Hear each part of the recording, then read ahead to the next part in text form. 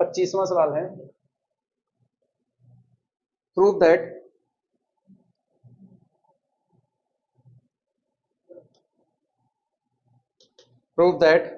for every subgroup of Dn, for every subgroup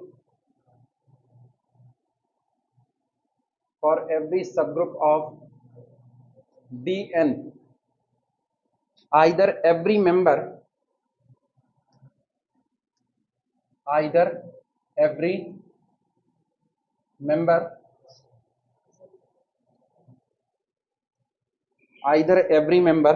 of the subgroup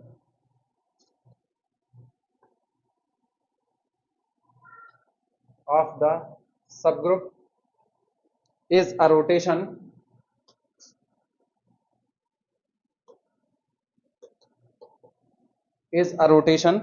or exactly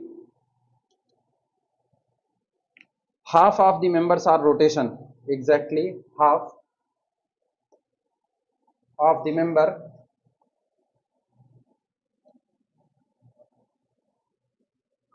members are rotations.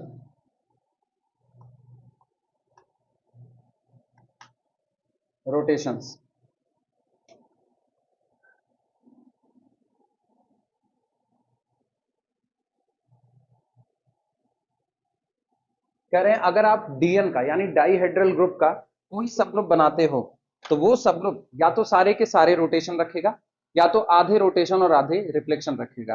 किसका किसका हुआ, कैसे?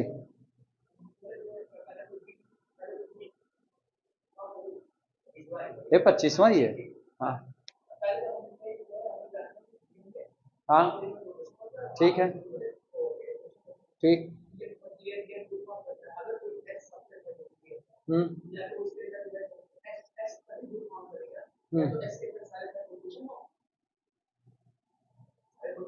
ठीक है,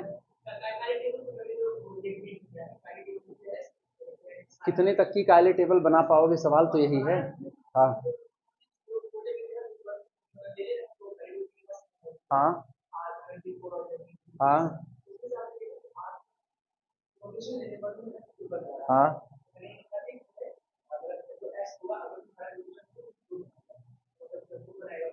ठीक है। जो बात D4 के लिए सही है वो बात D5 के लिए सही हो, इसकी कोई गारंटी नहीं है। जो बात D5 के लिए सही हो जाए वो D6 के लिए सही हो जाए, इसकी कोई गारंटी नहीं है। जो बात D6 के लिए सही है वो D7 के लिए सही हो जाए, इसकी कोई गारंटी नहीं है। और जब गारंटी नहीं है तो गारंटी तो तब जब आप लॉजिकली इस बात को साबित कर सको। बाई एग्जाम्पल हम कोई बात नहीं कर सकते, याद है? अगर बाई एग्जाम्पल कोई बात की जाएगी तो तुमने एक अभी कल एक न्यूमेरिकल किया है जिसमें ये कहा गया है कि अगर आपका ग्रुप अबेलियन होगा, अगर आपका ग्रुप अबेलियन हो और चाहे आपका ग्रुप अबेलियन के लिए क्या, अगर आपका ग्रुप अबेलियन है तो ऐसे एलिमेंट जो आइडेंटिटी नहीं है और इटसेल्फ ओन इनवर्स हैं उनकी संख्या या तो कितनी होगी, एक, और या तो कितनी होगी, तीन, और या तो कितनी होगी, मिनिमम 7। इसके बीच में कुछ नहीं होगी। लेकिन फिर तुमने कहा है कि अगर आपका ग्रुप यही अबेलियन ना हो, नॉन अबेलियन हो, तो ये बात सही हो, ये कोई जरूरी नहीं है। तो जो बात किसी एक के रेफरेंस में सही है वो बात अगले के रेफरेंस में सही हो, इसकी गारंटी। अब हम D4 से अंदाजा नहीं लगा सकते क्योंकि D4 बड़ी लिमिटेड दुनिया है, केवल 8 एलिमेंट का, और डाईहेड्रल रुक नहीं रहे हैं। आप D4 की बात करो, कल को अगर आप D10 की बात करोगे तो 20 एलिमेंट आ गए। अब 20 एलिमेंट में 10 रोटेशन है और 10 रिफ्लेक्शन है, आपको वो भी कहानी डिस्कस करनी पड़ेगी। अब क्या होगा? हाँ, तो इसी लॉजिक को एज अ सेट लेकर के चलना था तुमको। हाँ हाँ हाँ हाँ हाँ हाँ हाँ, ये बात तो सही है कि अगर मैंने केवल और केवल रोटेशन का कलेक्शन लिया तो क्लोजर पास कर जाएगा। रोटेशन मल्टीप्लाइड बाय मल्टीप्लाई करें, rotation operated on rotation, result will be rotation. ठीक, अगर आपने केवल रिफ्लेक्शन ले लिया तो तुरंत फेल कर जाएगा।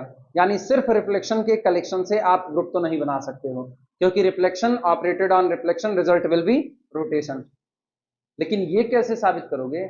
आधे रोटेशन आधे रिफ्लेक्शन, अगर होंगे तो आधे आधे होंगे, ये बात आपको साबित करनी है। इसका लॉजिक उसी में है जो ऑड इवन वाला किए हुए थे, याद आया? ऑड इवन का किए नहीं थे, बस उसी तरह से इसका लॉजिक होगा। चलो लिखो लैंग्वेज में। सबसे पहले दो सेट बनाओ, एक सेट में जिसमें केवल रोटेशन आए और दूसरा सेट जिसमें केवल रिफ्लेक्शन आए। देखना, लेट सॉल्यूशन, पहुंच करके गड़बड़ा गए। Let capital R is equal to collection of all rotations, capital R is equal to collection of all rotations, collection of all rotations, and this is equal to collection of ri। ठीक, इसी तरीके से अगला f ले लो, this is equal to collection of all reflection, collection of all reflections, and this is the collection of fi। ठीक, इसके बाद लिखना ये दोनों जो हैं एज, एक और बात जानना, एक तरफ आपने सारे रोटेशन इकट्ठे किए, एक तरफ आपने सारे रिफ्लेक्शन, इन दोनों सेट की कार्डिनलिटी बराबर होगी। याद करो कल भी मैंने इवन अलग कर दिया था, ऑड अलग किया था, ठीक, और इवन और ऑड की वहां कार्डिनलिटी पता नहीं थी, क्योंकि वहां ग्रुप का ऑर्डर कितना था? इनफाइनाइट था। पक्का फाइनाइट था, Z2n था, अगर याद हो तो Zn था, Zn फाइनाइट होता है, ठीक, Zn फाइनाइट था और इसमें हम लोगों ने n को क्या कर दिया था? इवन किया हुआ था, तो ये ऑड था, सॉरी ये फाइनाइट था। इसमें हम लोगों ने सारे इवन अलग कर दिए, ऑड अलग कर दिए, और बाद में हम लोगों ने साबित किया, साबित करने में ये हम लोगों ने दिखाया कि जितने इवन होंगे एग्जैक्टली उतने ही आपके पास कौन होंगे? ऑड होंगे। यहां भी हम कर रहे हैं, रोटेशन अलग कर दिए, रिफ्लेक्शन अलग, लेकिन यहां हमको ये तकलीफ नहीं है कि इनकी संख्या बराबर होगी या अलग अलग। क्यों? क्योंकि हम जानते हैं ये सारे आ कहां से हैं? डीएन से, और डीएन में टोटल एलिमेंट कितने होते हैं? 2n, जिसमें से आधे क्या होते हैं? रोटेशन, और आधे क्या होते हैं? रिफ्लेक्शन, यानी the cardinality of R and cardinality of F must be equal, ये बराबर बराबर होगा। क्लियर हुआ? चलो लिखना, as dn has, as dn has equal number of, equal number, equal number of rotation, rotation and reflection, equal number of rotation and reflection। ठीक, then अब ये बात तो तय हो चुकी है, ये सारे लोग dn से आ रहे हैं, तो r is the subset of dn, और प्रॉपर सबसेट होगा, और इसी तरीके से f is the proper subset of dn। Note करो, ठीक।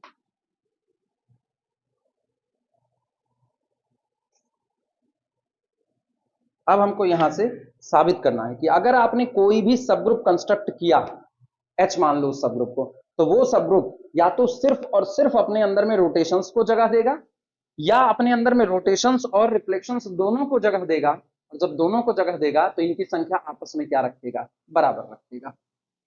ये हो जाए तो यही मिटाएंगे, ऊपर का स्टेटमेंट पड़ा रहने देते हैं।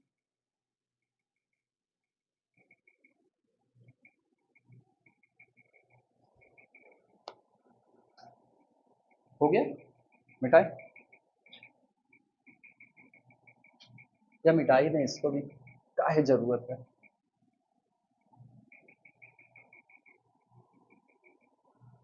लिखना, लेट कैपिटल H, एक सबग्रुप कंस्ट्रक्ट कर रहे हैं, let capital H be a subgroup of Dn, let capital H,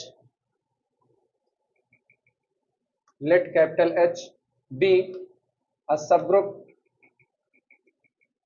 be a subgroup of Dn, so confirmly H is the subset or equal subset of Dn। हम ये मान लेते हैं, माना H Dn का कोई एक सबग्रुप है। अब पहला केस, अगर H अपने पास केवल और केवल रोटेशन ही रखे और कुछ ना रखे, तब का किस्सा। Case first,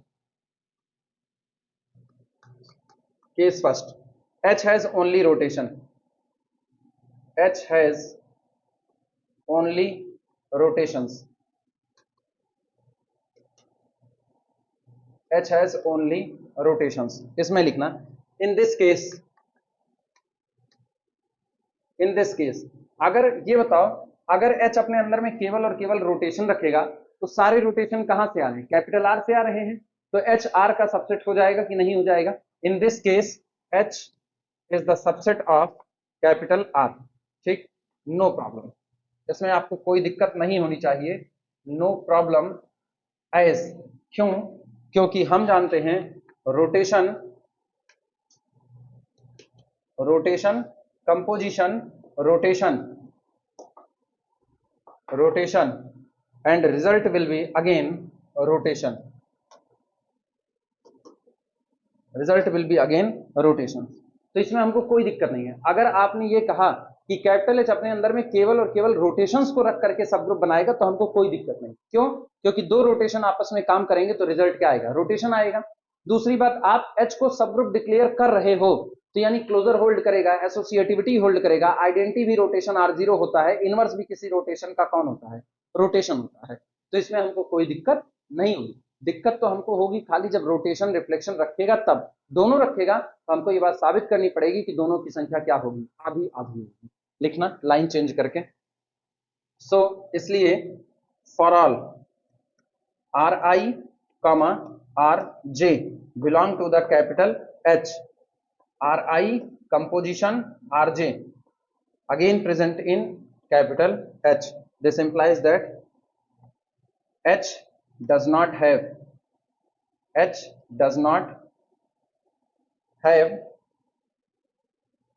any reflection, any reflection। ऐसे में H के पास कोई भी रिफ्लेक्शन नहीं होगा, बस कोई दिक्कत ही नहीं है। रिफ्लेक्शन तो तब होता ना जब दो एलिमेंट ऑपरेट करते और रिफ्लेक्शन को प्रोड्यूस करते। जब आपने सारे एलिमेंट खुद ही रोटेशन भर दिए तो रोटेशन रोटेशन के साथ ऑपरेट करके रिफ्लेक्शन प्रोड्यूस नहीं कर सकता, तो सेट में कोई रिफ्लेक्शन आएगा भी नहीं। अब केस सेकंड होगा, एच के पास रोटेशन रिफ्लेक्शन दोनों है तो इनकी संख्या बराबर होगी। अब ये दिखाना है। Case second,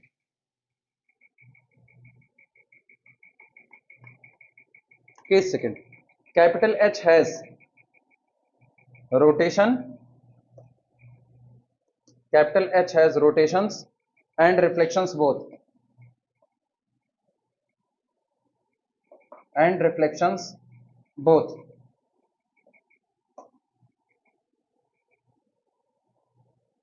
capital H has rotations and reflections both। अब ये दोनों रख रहा है। पता है जैसे ये दोनों रखे, अगर किसी में दो तरह के लोग हों और आपको इनकी संख्या को बराबर करना है तो उन दो तरह के लोगों को छांट करके अलग अलग कर दो। हम लोगों के भी घर में यही व्यावहारिक नियम होता है कि अगर आपको यह पता करना है कि दो अलग अलग तरह के लोग नजर आ रहे हैं, दो अलग अलग तरह का सामान नजर आ रहा है, क्या इनकी संख्या बराबर है कि नहीं है, तो आप पहले छांट करके अलग कर दो। अब एक सामान उसका, एक सामान इसका, एक इसका एक इसका, 1 बाई 1 गिनती कर लो। अगर गिनती बराबर बैठी तो इसका मतलब ये लोग बराबर मात्रा में है, नहीं हुई तो ये लोग बराबर की मात्रा में नहीं है। बस हम भी यही लॉजिक अप्लाई करते हैं।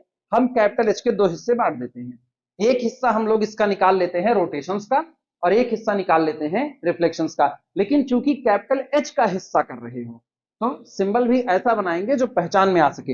हम जानते हैं रोटेशंस के कलेक्शन को आर कहा जाता है, अभी अभी कह के आए हैं, लेकिन ये तो सारे रोटेशंस का कलेक्शन है।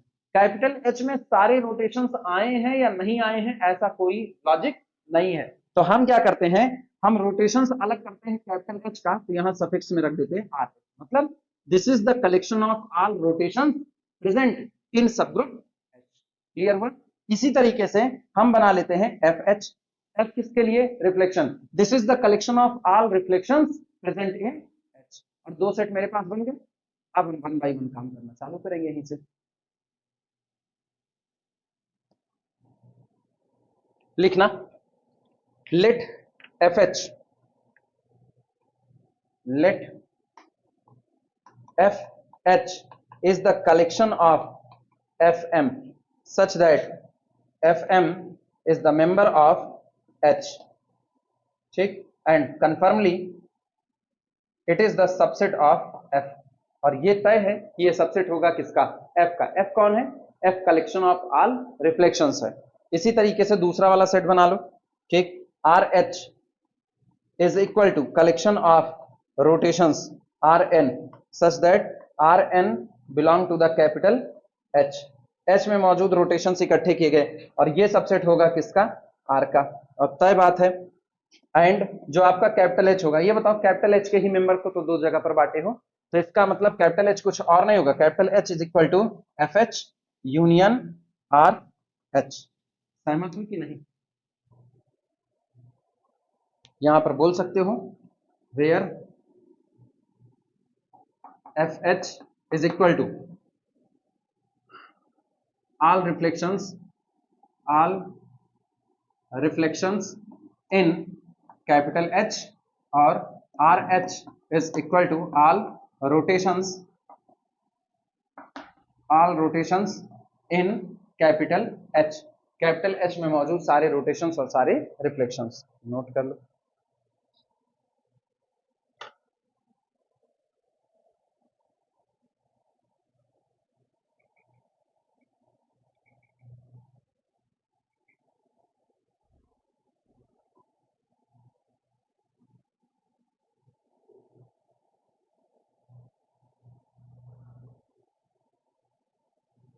अब फिर वही काम करो, ये बताओ रोटेशंस अगर रिफ्लेक्शंस पर काम करे तो क्या बनाएगा, रिफ्लेक्शन, और रिफ्लेक्शन अगर रिफ्लेक्शन पर काम करे तो क्या बनाएगा, रोटेशन बनाएगा। ठीक, तो दो नए सेट डिजाइन करो, मतलब अब आप दो थैले रख रहे हो अपने पास, और दोनों थैले आप कैसे रख रहे हो, एक थैले में अब आपके हाथ में एक रिफ्लेक्शन है, उसी रिफ्लेक्शन से काम करना है, दिमाग चलाना। हमारे पास दो सेट हो गए आर एच और एफ एच, इधर मैंने लिख दिया आर एच, इधर मैंने लिख दिया एफ एच। ठीक, अब दो सेट बना रहे हैं, एक सेट बना रहे हैं S1 और एक सेट बना रहे हैं S2। ठीक, S1 में हम किसको रखेंगे, सारे बनने वाले वो पहले से मौजूद हैं, यहां जो हम बना रहे हैं उन बनने वाले रोटेशंस को रखेंगे, और यहां जो बना रहे हैं उन रिफ्लेक्शंस को रखेंगे। अब रोटेशंस कैसे बनेगा, जब रिफ्लेक्शन रिफ्लेक्शन पर काम करेगा, जब रिफ्लेक्शन रिफ्लेक्शन पर, तो एक रिफ्लेक्शन आप चुन लो, एक रिफ्लेक्शन यहां से चुन लो, F1 belong to the FH, चुन लिया मैंने।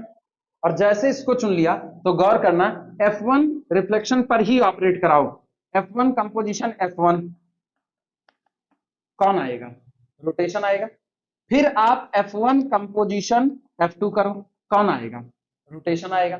फिर आप F1 कंपोजिशन F3 करो, कौन आएगा, रोटेशन आएगा। इस तरीके से जितने भी आएंगे, क्या ये पूरी मंडली सिर्फ और सिर्फ रोटेशंस की आ रही है कि नहीं आ रही है, लेकिन सारे रोटेशंस तो आपने किसमें भरे हैं, आर एच में, और यहां भी आप जिनको बना रहे हो सारे रोटेशंस बन रहे हैं, तो या तो इन रोटेशंस की संख्या यानी कार्डिनलिटी ऑफ S1 जो होगी वो लेस देन और equal to the cardinality of कितनी होगी,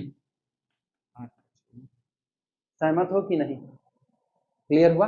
अच्छा, अब इसी तरीके से इसी F1 को आप ऑपरेट कराओ किस पर, रोटेशंस पर, यानी F1 को ऑपरेट करा देंगे किस पर, R1 पर, क्या बनेगा, रिफ्लेक्शन।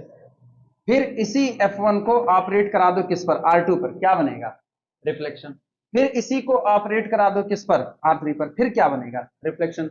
लेकिन ये सारी रिफ्लेक्शंस की जो संख्या है वो क्या कार्डिनलिटी ऑफ FH से ऊपर जा पाएगी, क्योंकि इसके ऊपर तो है ही नहीं। और फिर पिछली बार की तरह दो इक्वेशन तैयार हुआ, m less than or equal to n, n less than or equal to m, तो ऑब्वियस सी बात है दोनों कैसे होंगे, बराबर, यानी total number of reflection is equal to total number of rotations. Clear हुआ, लिखा जाए अब इस बात को, टेंशन ना लो, इतना भारी नहीं लिखेंगे, आपकी सेट बना करके लिखेंगे, ज्यादा आसान है।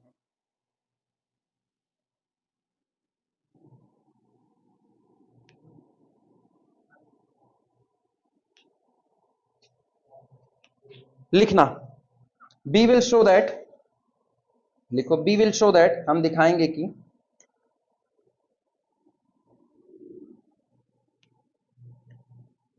बी विल शो दैट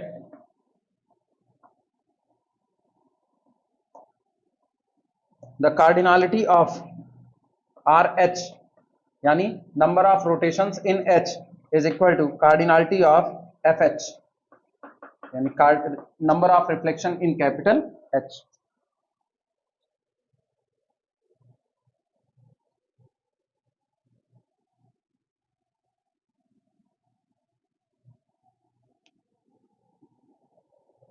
चल बनाओ एक सेट, लिखना लेट माना capital S1 is equal to collection of, एक रिफ्लेक्शन चुन लो F1, और रोटेशन कोई भी होंगे सारे पर ऑपरेट कराएंगे, तो हम लोग सेट बनाते हैं F1 composition Rn such that Rn belong to the capital H। सहमत हो कि नहीं सहमत? माने ये बताओ, आप F1 रिफ्लेक्शन को रोटेशन पर ऑपरेट करा रहे हो, क्या बनेगा? रिफ्लेक्शन।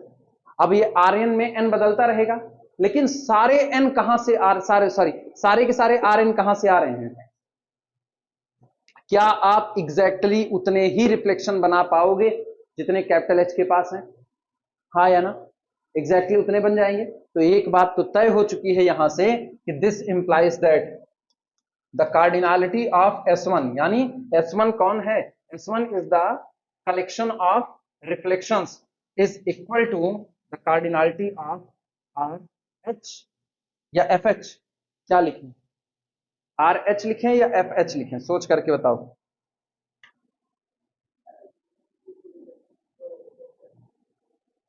सोच लो, FH लिखें या RH लिखें? RH। हाँ, आप गिन रहे हो, तुमने अभी ये डिसाइड नहीं किया कि हर बार बनने वाला रिफ्लेक्शन अलग होगा या सेम होगा। ये थोड़ी डिसाइड हुआ कि हो सकता है कि आप जितने बना रहे हो उसमें से कुछ सेम हो जाए। भाई हम तो जान नहीं रहे ना भविष्य में क्या घटना घटित होगी। हम बस एक काम करें, हम एक रिफ्लेक्शन उठा लिए, पहले रोटेशन को ऑपरेट करा दिए, दूसरे रोटेशन पर करा दिए, तीसरे पर करा दिए, चौथे पर करा दिए, पांचवें पर करा दिए, तो एक्चुअली हम उसको गिन रहे हैं रोटेशन के दम पर।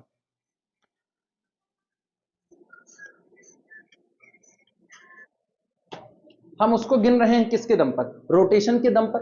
तो जब आप इस पर ऑपरेट कराओगे R1 पर, तो पहला रिफ्लेक्शन तैयार होगा, R2 पर कराओगे दूसरा तैयार होगा, R3 पर कराओगे तीसरा तैयार होगा। गिनती किसके दम पर हो रही? रिफ्लेक्शन की या रोटेशन की? रोटेशन की। तो उतने पर जाकर के रुक जाओगे जितने रोटेशन एग्जैक्टली है आपके पास। तो इसका मतलब द कार्डिनलिटी ऑफ। अभी समझ में आया? अब नोट करो इस बात। रिफ्लेक्शन पे सोच नहीं सकते डिफरेंट बन रहे हैं कि सेम बन रहे हैं, इसीलिए उधर जाना भी नहीं है।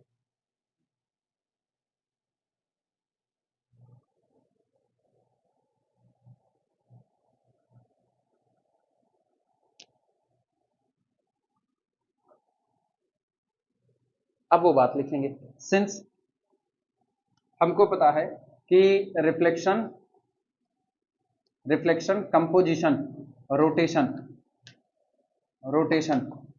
Is equal to reflection.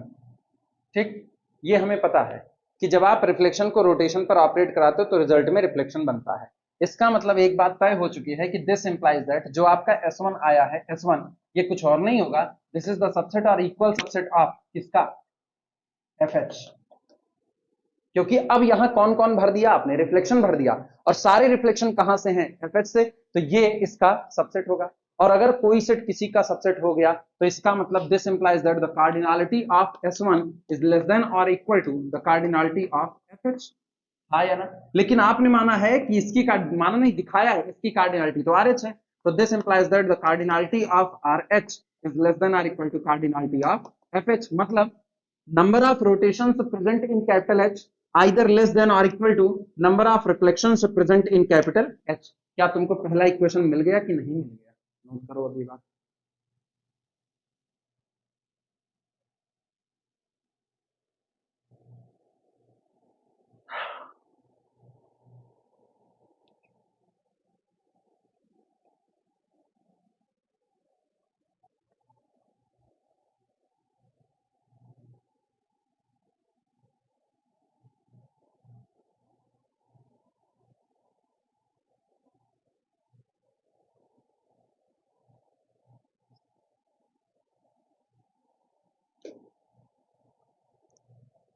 अब अगला काम हम क्या करेंगे? फिर एक सेट तैयार करेंगे, लेकिन उस सेट में दो ऐसे लोगों का प्रोडक्ट भरेंगे जो दो के दोनों लोग कौन होंगे? रिफ्लेक्शन। पहले रिफ्लेक्शन को लाए, रोटेशन पर काम कराए, अब रिफ्लेक्शन को लाएंगे और रिफ्लेक्शन पर ही। हम रोटेशन जानबूझ के नहीं ला रहे हैं, क्योंकि रोटेशन कोई परिवर्तन लाता ही नहीं है। रोटेशन का मतलब कौन? Plus sign. पॉजिटिव आदमी दुनिया में पॉजिटिव आदमी बदलाव नहीं ला सकता, नेगेटिव जितना नेगेटिव आदमी लाएगा। मानते हो कि नहीं मानते? दो पॉजिटिव आदमी को साथ साथ कर दो, कोई फर्क नहीं पड़ेगा बहुत ज्यादा। एक नेगेटिव आदमी साथ कर दो, या तो पॉजिटिव आदमी उसके ऊपर गुस्सा करके और अच्छा काम करेगा, और या तो उसको दो मुका मार करके चुप कराएगा, और या तो नेगेटिविटी हावी हो जाएगी। पॉजिटिव आदमी बदलाव नहीं ला सकता है, बेचारा सीधा होता है, और सीधे लोगों की दुनिया नहीं होती। तो हम सारा काम किससे कर रहे हैं? रिफ्लेक्शन से। रिफ्लेक्शन ही हरामी पीस इंसान है। आगे देखना, अगेन अगेन S2। पॉजिटिव आदमी बेचारा सीधा होता है, उसको कोई भी बात कहोगे हाँ यार ठीक तो बात है, कोई भी कहोगे हाँ यार ठीक तो बात है, हम फेल हो सकते हैं, नहीं यार मेहनत करो पास हो जाओगे। पॉजिटिव आदमी है ना। और नेगेटिव आदमी, देखी तू कैसे आगे निकल के दिखावत है हमसे, टंगरिया काट दे मुड़िया काट दे तू है, वो खौ झौली भर का तमतमाया रहेगा। तो नेगेटिविटी जो होती है वो आपका काम बड़े आसानी से करवा सकती है। किसी नेगेटिव आदमी को तुम गुस्सा दिला दो, बस तुम्हारा आधा काम हो गया। शॉर्ट टेम्पर्ड आदमी जो होता है उसको गुस्सा दिलवाओ, वो कोई ना कोई ऐसी गलती कर देगा। पुलिस वाले और क्या करते हैं? चोर कौन? जो नेगेटिव में है। जो मर्डर किया वो भी मर्डरर है नेगेटिविटी में। पुलिस वाले यही सब करते हैं, प्रोवोक करो प्रोवोक करो, एक गलती और बस। बाजीराव वाला डायलॉग कौन था? आपका एक गलत कदम और आपकी सल्तनत खत्म। लिखना S2। बोलो क्या लिखें, अब की हम तुम्हारी लैंग्वेज सुनना चाहते हैं, क्या लिखें? F1 कंपोजिशन, FN या FM? FM, हाँ, क्योंकि ये सेम नहीं कर सकते हैं। F1 composition FM, such that FM को कहां से बिलोंग कराएं? FM बिलोंग को H, हाँ, FH नहीं, H। पहले H के साथ कार्डिनलिटी लेकर के आओ, बाद में उसके साथ निपटा दिया जाएगा। ठीक, अच्छा अब फिर सोचना, फिर तुमने क्या किया? अब इनकी काउंटिंग किसके दम पे करोगे? FM के दम पे। अब पहला रिफ्लेक्शन ये ऑपरेट करेगा इसके साथ, एक बनेगा, कौन बनेगा? रोटेशन। फिर ये ऑपरेट करेगा इसके साथ, दूसरा बनेगा, ये ऑपरेट करेगा इसके साथ, तीसरा बनेगा, फिर ऑपरेट करेगा, चौथा बनेगा। आप इसी को बदल रहे हो और इसी के दम पे आप गिन भी रहे हो। तो इसका मतलब है this implies that the cardinality of S2 is equal to the cardinality of किसके साथ? RH या FH? FH के साथ, क्योंकि आप गिन रहे हो किसके दम पे? रिफ्लेक्शन के ही दम पे गिन रहे हो। तो जितने रिफ्लेक्शन है उतने ही आप बना रहे हो। तो द कार्डिनलिटी ऑफ FH आया ना। एक बात, दूसरी बात, आपने बनाया कौन? रोटेशन बनाया। तो फिर वही लैंग्वेज आएगी, सिंस रिफ्लेक्शन कंपोजिशन रिफ्लेक्शन और रिजल्ट विल बी रोटेशन। हाँ या ना। तो इसका मतलब क्या हुआ? दिस इंप्लाइज दैट हमारा बना हुआ सेट S2 जो है वो सबसेट होगा किसका? RH का। RH का। और इसका मतलब क्या हुआ? This implies that the cardinality of S2 is less than or equal to cardinality of RH। हाँ या ना। अब ये बताओ, लेकिन S2 की कार्डिनलिटी कौन है?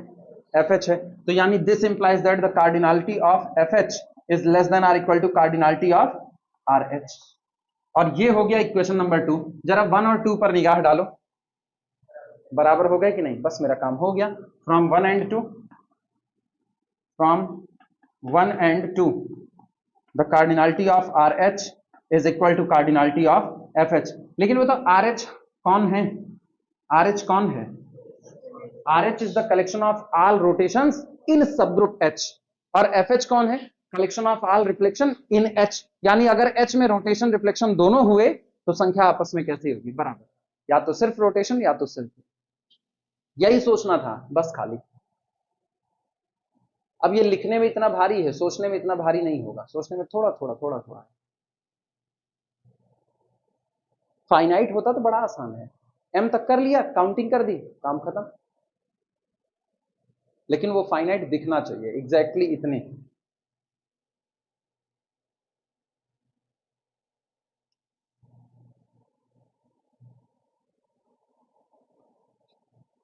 पच्चीसवां हो गया, 26वें का क्या हाल है?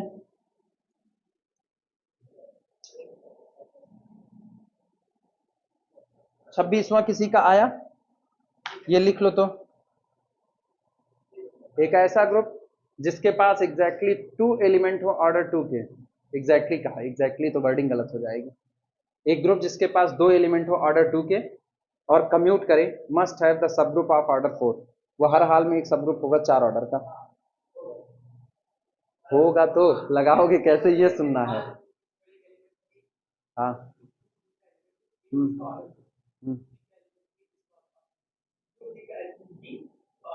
हम्म। हम्म। ठीक। ठीक है।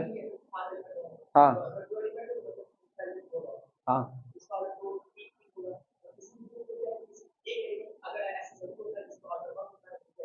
हाँ।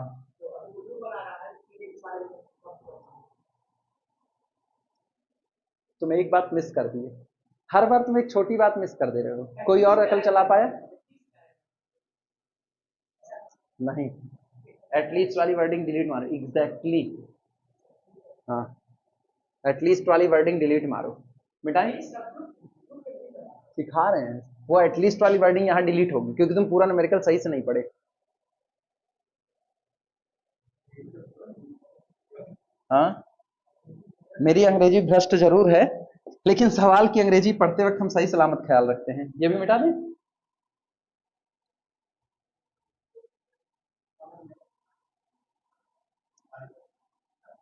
कल तुम लोग शाम को रहोगे ना? 26वां लिखना, prove that 26, prove that a group with a group with a group with two elements of order 2, two elements of order 2 that commute must have, that commute, that commute must have, must have a subgroup, a subgroup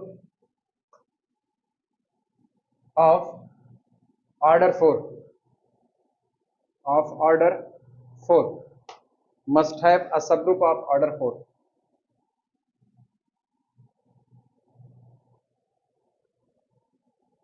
करें, आप किसी group की बात कर रहे हैं, उस group में एक घटना घटित होती है, ये ग्रुप है कैपिटल जी, ठीक। अब ये कोई भी ग्रुप हो सकता है, कितने भी ऑर्डर का हो सकता है, उससे हमको कोई फर्क नहीं पड़ता। इस ग्रुप के बारे में कह रहे हैं, इसके पास दो एलिमेंट हैं, ए और बी, और ये दोनों एलिमेंट ऐसे हैं कि इन दोनों का ऑर्डर कितना हो जाता है? दो हो जाता है। दो एलिमेंट है जिनका ऑर्डर दो है। एग्जैक्टली टू नहीं कहा, क्योंकि इस दुनिया में कोई भी ग्रुप नहीं बन सकता है जिसके पास एग्जैक्टली दो एलिमेंट हो ऑर्डर दो के, ठीक। तो इसीलिए a group with two elements of order two that commute, और ये दोनों एलिमेंट एक दूसरे से क्या करते हैं? कम्यूट भी करते हैं। यानी पहली इंफॉर्मेशन ये है और दूसरी इंफॉर्मेशन है कि A B is equal to कितना? B A. अब कह रहे हैं आप साबित कीजिए ये ग्रुप हर हाल में चार ऑर्डर का एक सब ग्रुप रखेगा, रखेगा। ये ग्रुप चार ऑर्डर का एक सब ग्रुप रखेगा ही रखेगा, आपको यही बात साबित करनी है। ऑब्वियस सी बात है, रखेगा ही रखेगा। ये देखो, एक तो आइडेंटिटी ले आ दो, एक एलिमेंट ए ले आ दो, एक एलिमेंट बी ले आ दो, हो गया कि नहीं? और जो तीसरा एलिमेंट होगा वो कौन होगा? ए बी। बी ए भी बन सकता था अगर कम्यूट ना होता तो, लेकिन बी ए बन जाता तो बवाल हो जाता है, इसीलिए उसने पहले ही शर्त लगा दी कि ये लोग क्या कर रहे हैं? कम्यूट कर रहे हैं। यानी अगला एलिमेंट हम भर देंगे ए बी और इसको कर देंगे क्लोज। क्यों ये ग्रुप बन गया? ये इसलिए बन गया क्योंकि जब ई ए से ऑपरेट करेगा तो क्या प्रोड्यूस करेगा? हम एक कायले टेबल देख लेते हैं। कायले टेबल में इधर हो गया ई ए बी ए बी, इधर हो गया ई ए बी और कौन हो गया? A B. अब गौर करो, ई से ऑपरेट करेगा ई देगा, ए से करेगा ए, बी से करेगा बी, और ए बी से करेगा तो ए बी, कोई दिक्कत नहीं। ए ई से ऑपरेट करेगा तो ए से ऑपरेट करेगा तो ए का ऑर्डर कितना है? दो। ए स्क्वायर का मतलब कितना? आइडेंटिटी। ए बी से करेगा तो क्या प्रोड्यूस करेगा? A B.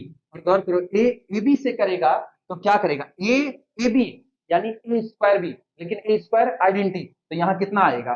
बी आएगा। अब बी ई से करेगा तो बी, बी ए से करेगा तो बी ए, लेकिन बी ए और ए बी बराबर है तो कोई फर्क नहीं, अपने लोग इसको क्या लिख देते हैं? A B, B B square, B into B, B square identity, और फिर बी इंटू ए बी। अब गौर करना, ये लिखा गया बी इंटू ए बी, अपने लोग एसोसिएटिविटी, चूंकि ग्रुप के एलिमेंट है एसोसिएटिव होंगे, इनको साथ लाए, और जैसे साथ लाए कम्यूट करते हैं तो बी ए को पलट के क्या लिखा, ए बी, तो बना ए बी इंटू बी, यानी ए बी स्क्वायर, और बी स्क्वायर फिर कितना आइडेंटिटी, ये कितना हो गया A B into A B, और फिर से A B into A B हो जाएगा, कम्यूटेटिविटी लगा लेंगे, A B into B A, और A B into A B identity. Table के अंदर की सारी एंट्री सेट की है, एसोसिएटिविटी पास होगी होगी, ठीक।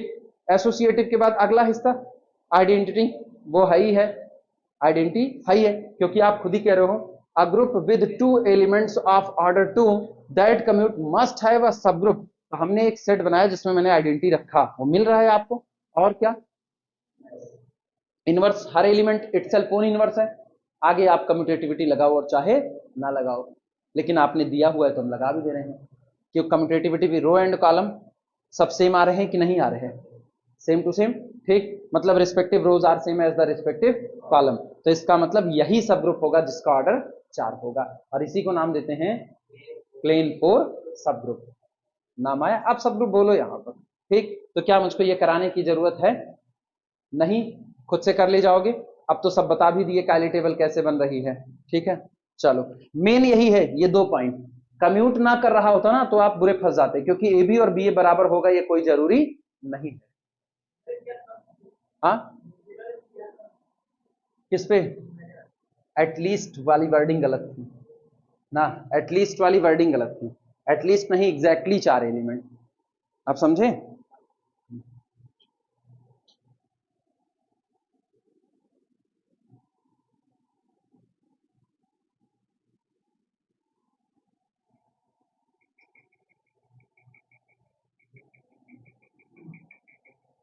बड़े तेजी से मायने बदलते हैं इसमें, थोड़ी थोड़ी वर्डिंग पे।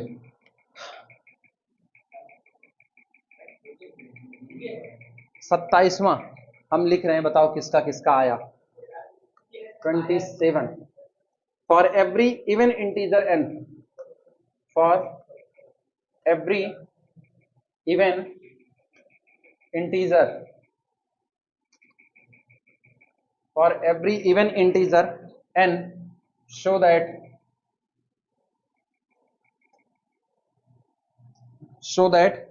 dn has a subgroup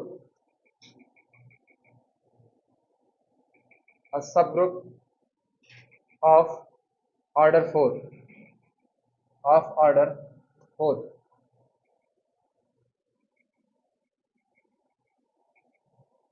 कह रहे हैं अगर n इवन है, अगर n इवन है तो आपके dn के पास 4 ऑर्डर का एक सबग्रुप होगा ही होगा, d4 के पास, d6 के पास, ठीक। इसके बाद फिर क्या d6 के पास होगा, 6 इवन है, लेकिन 6 दूनी 12, हाँ 4 तिहाई 12, हाँ 6 दूनी 12 ना, वो कैंसिल आउट करेगा। इसके बाद फिर d8 के पास 8 दूनी 16, 4 उसका डिवाइजर है, नहीं होगा ही होगा नहीं कह रहे, वो आपको साबित करना है। हम ये कह रहे हैं सब ग्रुप का ऑर्डर ग्रुप के ऑर्डर को डिवाइड करता है, इससे हम एक टेस्टिंग कर रहे हैं केवल, कि जब जब आप इसको इवन भरोगे, सोचो डी इवन आपने भरा, डी इवन, तो इसका 2 गुना होगा कि नहीं होगा, इसका 2 गुना, आप सोचो इवन है तो ये कितना होगा 2m, ये हुआ 2m, और एलिमेंट की संख्या कितनी हो जाएगी 2 इंटू 2m, यानी कि कितना हो गया 4m एलिमेंट हो गए, तो 4 का मल्टीपल हमेशा तैयार होगा, कह रहे 4 ऑर्डर का एक सब ग्रुप आपके पास होगा ही होगा, ये आपको साबित करना है।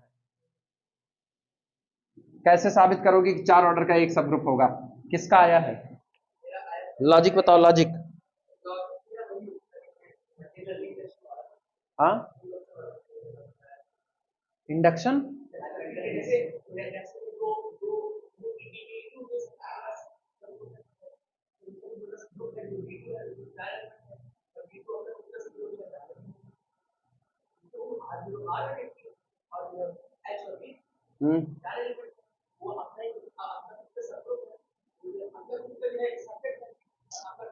D10 के लिए बताओ, फिर D10 के लिए बताओ,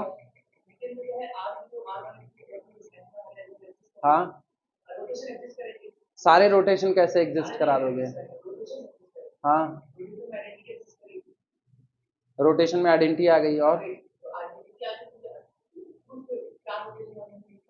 कहाँ 4 रोटेशन इकट्ठे कर पाओगे?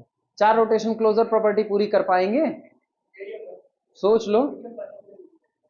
360 को 6 से भाग लगाओ, 360 को 6 से भाग लगाओ, 6 36, 60 डिग्री आया।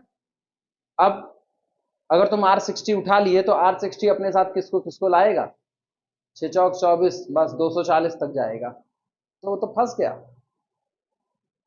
और लोग, हाँ, तुम लोग अच्छे अच्छे सवाल वाले में डंप किए हो, इसका मतलब क्या कर नहीं लगाना था, ट्राई नहीं किए एक को। अच्छा, मतलब सोच पाए इसका लॉजिक कि नहीं सोच पाए? बहुत बारीक लॉजिक में अटका है, बहुत बारीक लॉजिक में। हाँ बोलो बोलो, कुछ बोलो, सोच करके कुछ भी, सही गलत सब चलेगा, बस वही सही, वही सही है। उसी दो तो आएंगे आएंगे भाई, जब आप n को इवन कर दे रहे हो तो n के इवन करने में 2 एलिमेंट तो कंपलसरी आ गए, R0 R180 हो गए, और ये दोनों इटसेल्फ ओन इनवर्स हैं। दो और चुरा लो इटसेल्फ ओन इनवर्स, दो और चुरा लो इटसेल्फ ओन इनवर्स रिफ्लेक्शन। लेकिन एक तो शर्त हो जाए, एक शर्त हो जाए, कम्यूट कर जाए। कौन सा? एच वी कम्यूट करता है, लेकिन एच वी तो खाली एक ही जगह तो आ रहा है। वो क्या कह रहा है? एन कुछ भी हो इवन, सिर्फ D4 तक नहीं, D6 होगा तब भी चलेगा, D10 होगा तो भी चलेगा, D12 होगा तब भी चलेगा, D16 होगा तो भी चलेगा। अब हर जगह तो एच वी थोड़ी ना ले सकते हैं। हाँ ठीक है, तुम बोल सकते हो एक हॉरिजॉन्टल, एक रिफ्लेक्शन, एक डायगोनल वाला, ये तुम बोल सकते हो, काय नहीं बोल सकते, बिल्कुल बोल सकते हो। सोचे सही, सेंटर से ही होकर के रास्ता आएगा।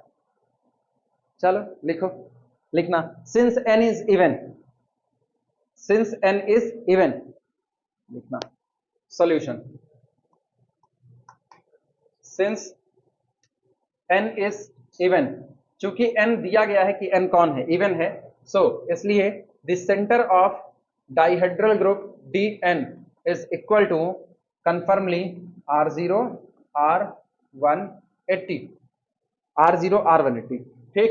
एंड, और हमको ये पता है R180 सभी के साथ कम्यूट करेगा क्योंकि सेंटर का हिस्सा है, and R180 commute commute with every element in Dn, ठीक। सो और चूंकि जब हर एलिमेंट से कम्यूट कर रहा है तो रिफ्लेक्शन से पक्का करेगा ही करेगा। So with every reflection in Dn, so every reflection in Dn, ठीक। अब लिखना, अब हमको पता है R180 का भी ऑर्डर कितना होता है? 2, और जो आपका रिफ्लेक्शन तैयार होता है उसका भी ऑर्डर कितना होता है? 2 ही होता है। लिखना, since order of R180 and order of any reflection capital F is 2, और चूंकि जो हमारा R180 होता है और हमारा जो रिफ्लेक्शन होता है, इन दोनों का ऑर्डर कितना होता है? 2 होता है, ठीक हुआ। अब जरा प्रॉब्लम नंबर 26 की तरफ लौटो, ये कौन सा है? 27, जरा 26 की तरफ लौटो, क्या कहा गया है? पढ़ो उस सवाल को। क्या? a group having 2 elements of order 2 which commute with each other must have a subgroup of order 4, यही कहा गया। अब तुम गौर करो, R180 का ऑर्डर 2, एफ का ऑर्डर दो, दो एलिमेंट आए कि नहीं आए, दो ऑर्डर के, और आपस में कम्यूट करते हैं, R180 commute with F commute with R180। पुराने वाले इस थ्योरम नंबर 26 से, मतलब थ्योरम कह रहे हैं, न्यूमेरिकल नंबर 26 से चार ऑर्डर का सबग्रुप रख लिया कि नहीं रख लिया, आगे क्या बनेगा उसको जरूरत नहीं है, समझे है ना, वो ऊपर नीचे आंसर दिया हुआ है, इसीलिए आप किसी सवाल को इधर का उधर नहीं कर सकते हो। कोई ये नहीं कह सकता हम इस सवाल को पहले लगाएंगे और उसको बाद में लगाएंगे, ना, पहले वो लगाओगे उसके बाद ये लगाओगे, और सीधा एप्लीकेशन है, इसीलिए वो घेरे में है, इसीलिए वो घेरे में है, क्योंकि उसका सीधा डायरेक्ट एप्लीकेशन है। कोई ग्रुप नजर आ जाए इससे फर्क नहीं पड़ता है, डाईहेड्रल है, कैसा है, क्वाटर्नियन है, कोई फर्क नहीं पड़ता है, बस आपको दो एलिमेंट मिल जाए दो दो ऑर्डर के और आपस में कम्यूट कर रहे हो, आंख बंद करके बोलो चार ऑर्डर का एक सब ग्रुप तो आएगा ही आएगा। अब हम क्या सब ग्रुप बनाने जा रहे हैं, अब हम लिख देंगे, so on the basis of problem number 6 b gets two elements with order 2 and they commute with each other, so must have a subgroup of order 4। हो गया, समझे, यही है असली मजा अलजेब्रा का। क्या हुआ, पहुंची सही थी, सवाल नंबर 26 नहीं देखी बस खाली, वो 26वां देखा होता तो तुरंत का तुरंत बन जाता ना।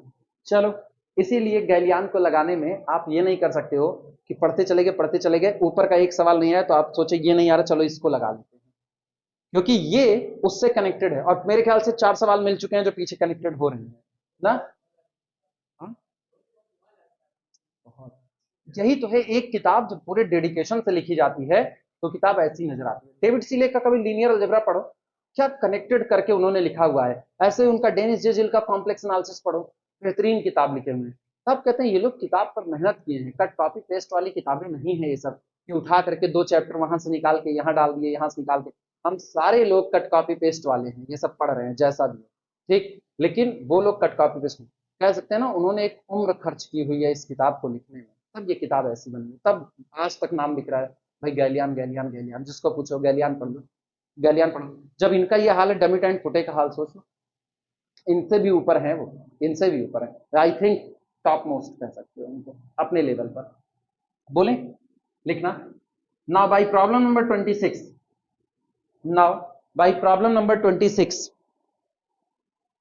Now by problem number 26,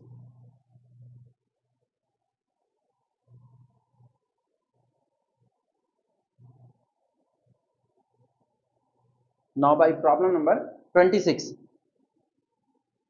dn has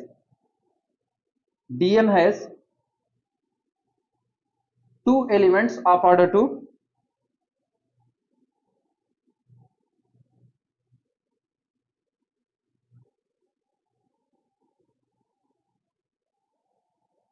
dn has two elements of order 2 that commute with each other, that commute with each other,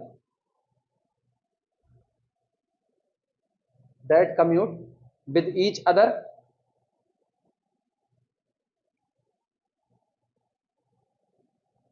ठीक, so so it must have, so it must have, so it must have a subgroup of order 4। अब हम तुमको वो subgroup बना के भी दिखा दें, so it must have a subgroup of order 4।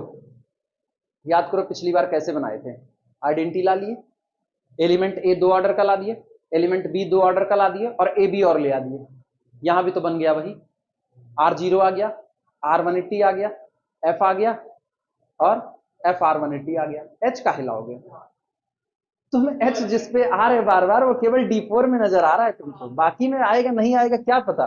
तो यहां पर नेमली वो सब ग्रुप आपका है, नेमली R0 आएगा, R180 आएगा, एक F लेकर के आओ। अब सोचो ये है A, ये आपका कौन है आइडेंटिटी R0, ये कौन है A, ये कौन है B, तो अगला होगा AB, AB का मतलब R180 ऑपरेटेड ऑन, चार लोग हैं, और यही आपका चार ऑर्डर का सब ग्रुप है। अब ये कुछ भी हो, क्या फर्क पड़ता है, ये H हो, ये B हो, ये D हो, ये D डैश हो, या कोई और, वर्टेक्स से गुजरने वाले को FA FB FC भी तो कहा जाता है, वो भी हो सकते हैं, क्या फर्क पड़ता है।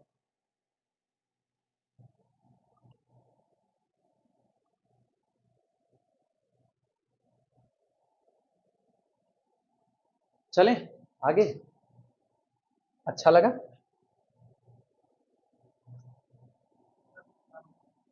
हाँ, सिर्फ 26 का ना।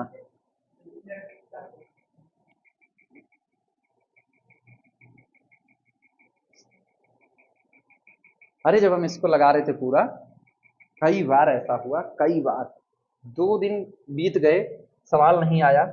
फिर बाद में समझ में आया, अरे यार ये सवाल तो ऊपर वाले का सीधा एप्लीकेशन हो रहा है। और तब अपने ऊपर ना चिढ़ मची, यार इतना कम दिमाग है मेरे पास कि ऊपर वाले का सीधा एप्लीकेशन हो रहा है और हमको पता नहीं चल रहा, 2-2 दिन हम बिता रहे हैं एक सवाल के ऊपर। तब थोड़ा सा ना एक फील आता है यार, मतलब लोग सॉल्व कर ले रहे हैं, अपने से नहीं सॉल्व हो रहा है, बताओ लोग कैसे खटाक से समझ लेते हैं। फिर ये होता है ठीक है यार, अंडर प्रोसेस कोई आदमी जल्दी समझ गया, कोई आदमी देर से समझा, समझ गया, ये बड़ी बात है। आप डॉक्टर हो, मर्ज आपने जल्दी ठीक कर दिया, या एक किसी ने मर्ज को, पता है केवल वो मर्ज आपको दिक्कत देते हैं जिसमें जान जाने का खतरा है, वो आप जितनी जल्दी रिकवर कर लो उसमें उतना ही अच्छा है। बाकी अगर कोई नॉर्मल सर्दी जुकाम बुखार है तो हाँ तो ठीक है, हम तुमको होम्योपैथ की गोली दे रहे हैं, धीमे धीमे धीमे धीमे कवर कर जाओगे, तो या एलोपैथ दे दो, एक ही बार में ठीक करके निकल जाओगे। दोनों कंडीशन हैं। 28वां किसी का आया है? तुम दोनों पर अटके हो। हम नहीं काट रहे यार, हमको बदनाम न करो। 20वां सवाल इसमें था, नहीं 28वां होगा, 28वां। रुको लिख ले तब। Suppose suppose that suppose that capital H is a proper subgroup is a proper subgroup is a proper subgroup of Z under addition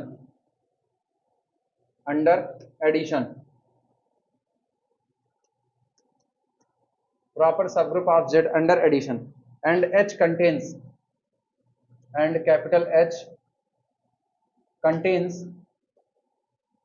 and capital H contains 18, 30 and 40. Determine H. Determine H.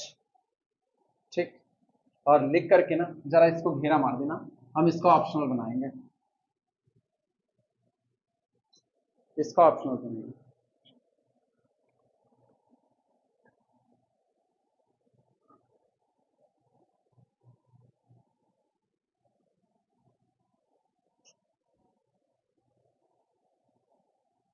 चलें, बताओ। गलत नहीं होगा, बोलो। हम्म हम्म हम्म ठीक है। हाँ, 3 दिए गए हैं। हम्म हाँ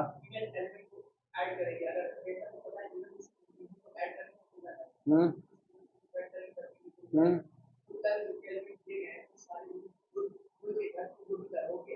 हाँ हम्म तो इवन तो बहुत सारे होते हैं, इवन तो बहुत सारे होते हैं भाई। इवन आप 4 का मल्टीपल इकट्ठा करो इवन है, आप 2 का मल्टीपल इकट्ठा करो इवन है, आप 8 का मल्टीपल इकट्ठा करो इवन है।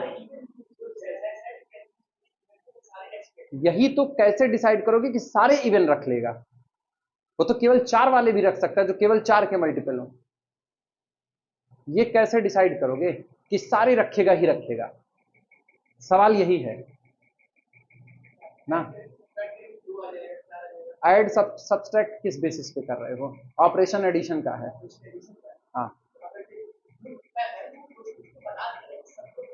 हाँ हाँ, 2 लेकर के आओ,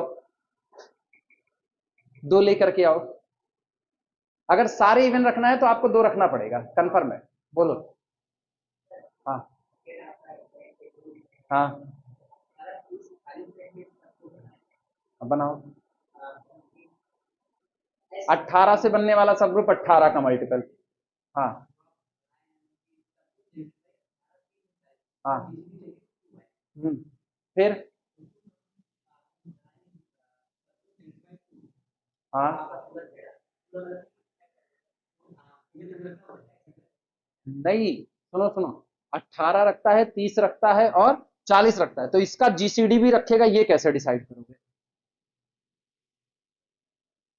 कोई दिया गया सब ग्रुप अपने अंदर में 18 को जगह देता है, वो अपने अंदर में 30 को जगह देता है, वो अपने अंदर में 40 को जगह देता है, तो इनके जीसीडी को जगह देगा, ये बात आप डिसाइड कैसे करोगे? मुद्दा ये है। अगर तुम जीसीडी को उसके अंदर में रखने के लिए जस्टिफाई करवा देते हो तो ठीक है, फिर वो होगा, लेकिन पहले तो जीसीडी तो लेकर के आओ।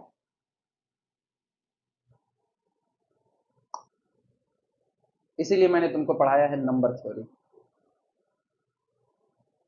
जवाब सही हो करके भी तुम सेटिस्फाई नहीं करवा पा रहे हो।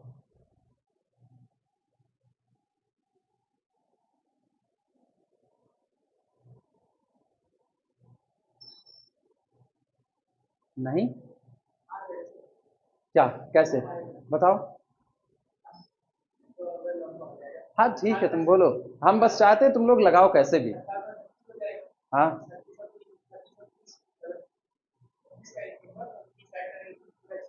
हम्म। हम्म।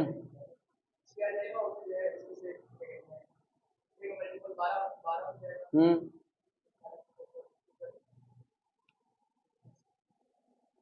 अपने अंदर में ऑड को क्यों नहीं जगह देगा? उससे क्या फर्क, तुमको 3 एलिमेंट दिखाया, उसके अंदर में 8 भी तो छिपे हो सकते हैं। हम कह दे जेड के अंदर में होता है, जेड के अंदर में 8 होता है, हाँ या ना? जेड के अंदर में 10 होता है कि नहीं होता है? और जेड के अंदर में 12 होता है, हम 3 दिखा रहे हैं तुमको, इवन तो इवन दिखा दिए, 8 तो छिपा ही है। हाँ, यही चीज, वो प्रॉपर है, वो प्रॉपर साफ सुथरा का है, इसीलिए ऑड इसमें जगह नहीं ले सकता है। अब वो बताओ, पता है तुम लोग नंबर थ्योरी भूल गए, नंबर थ्योरी याद करो। हम तुमको बताए हैं कि अगर 2 नंबर का जीसीडी आपके पास आया, GCD of a comma b is equal to d, then there exist two another integers, याद आया, s and t, such that दो इंटीजर्स आपको मिलेंगे कि हम लिख सकते हैं a into s plus b into t is equal to d. This GCD can be written as the linear combination of these two. याद आई लैंग्वेज की नहीं याद आई? बस उसी का इस्तेमाल क्यों नहीं कर लेते?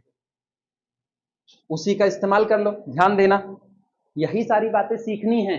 अलजेब्रा में सवाल लगाना केवल और केवल एक ही बात पर डिपेंड कर रहा है, बस केवल एक बात पर डिपेंड कर रहा है कि आप किस तरीके से इसको ऑप्शनल बनाए। इसका देखो ऑप्शनल में कैसे है,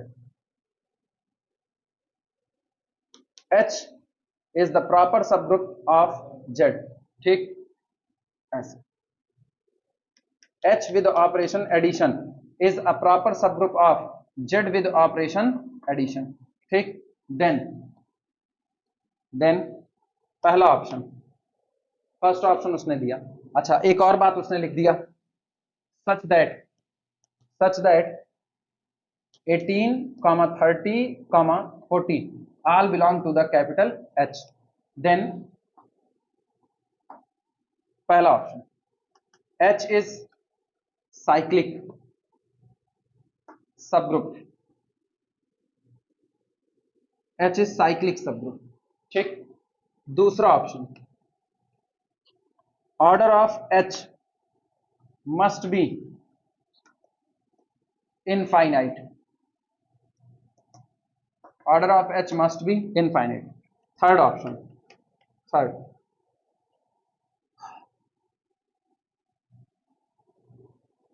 20 belong to the capital H but 24 does not belong to the capital H. 20 तो इसमें होगा लेकिन 24 नहीं होगा, ठीक। चौथा option, capital H is the subgroup generated by 4, ठीक। और पांचवा option, capital H is the subgroup generated by 2, ये लिख दिया।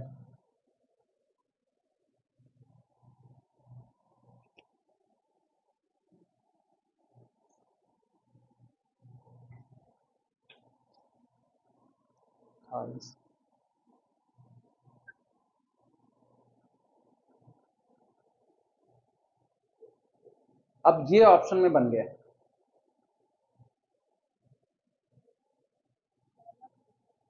कौन सा? पहला सही, दूसरा सही और पांचवा सही। हाँ, ये हम साबित करने जा रहे हैं, ठीक। आएगा तो वही हम साबित करने जा रहे हैं कैसे ना। ये सही होगा, ठीक है। इसके बाद फिर ये सही होगा, और ऑब्वियस सी बात है, जिसमें दो शामिल हो गया, दो के सारे मल्टीपल शामिल होंगे, तो दो का मल्टीपल 20 भी और दो का मल्टीपल 24 भी है। आप कह रहे हो 20 तो है लेकिन 24 नहीं है, इस वजह से ये गलत हो गया। आप कह रहे हो एच इज सब ग्रुप जनरेटेड बाई द 4, अगर कोई 4 से जनरेट हुआ तो अपने अंदर में 2 को नहीं रख पाएगा, तो इसीलिए ये वाली बात गलत हो गई। 1 2 और 5 यही सही होंगे इसके। अब टिक कर लो तो हम सॉल्व बनाएं। अच्छा सवाल बन जाएगा इस पे ऑप्शनल पे, और चाहे और ऑप्शन बना सकते हैं, कोई दिक्कत नहीं।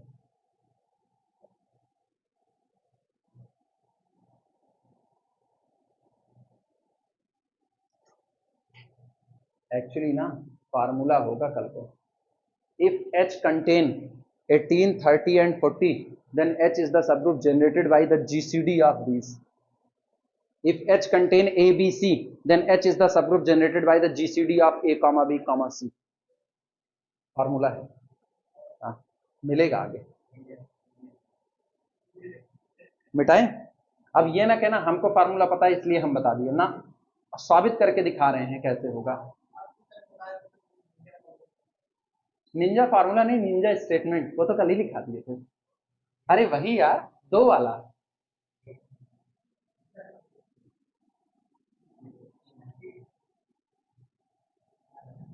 अरे उसका नाम नहीं है, वो हम कह दिए थे अपने मन से, नहीं केसेस का एक होती है निंजा स्टेटमेंट, ऐसा केसेस कहना मत कहे, कौन पढ़ाया अलजेब्रा।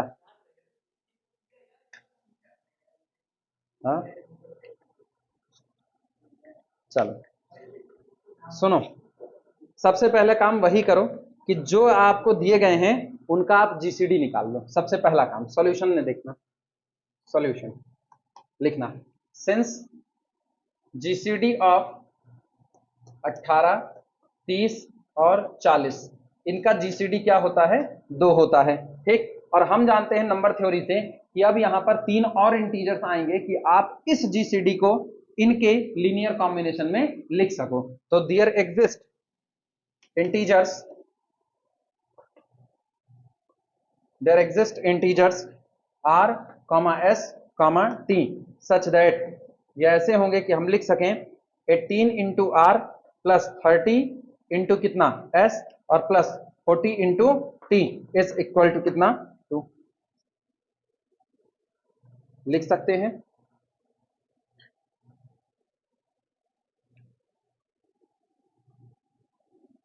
हो भी जाएगा, देखो ना जरा, 18 दूनी 36, ठीक। यहां से यहां पर आप रखो 2, तो ये कितना देगा, 18 दूनी 36, यहां आप रखो -2, तो 30 दूनी 60, माइनस कितना दे देगा 60, और यहां आप रखो 1, तो प्लस कितना हो गया 40। अब जरा पहले देख लो, 40 40 30 70 6 76, गड़बड़ा जाएगा ना। आ, अच्छा, 18 दूनी 36, कॉम्बिनेशन में 3 नंबर सोचो कोई,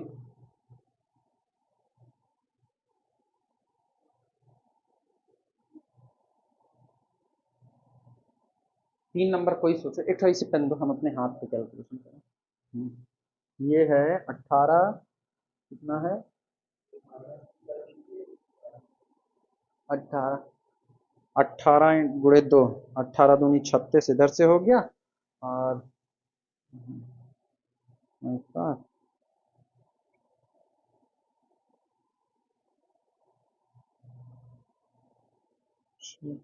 2 मिनट रुको, सोच ले तब तक, काहे एमबी खाए। अच्छा 4 10 क्या हो गया, काम बन गया।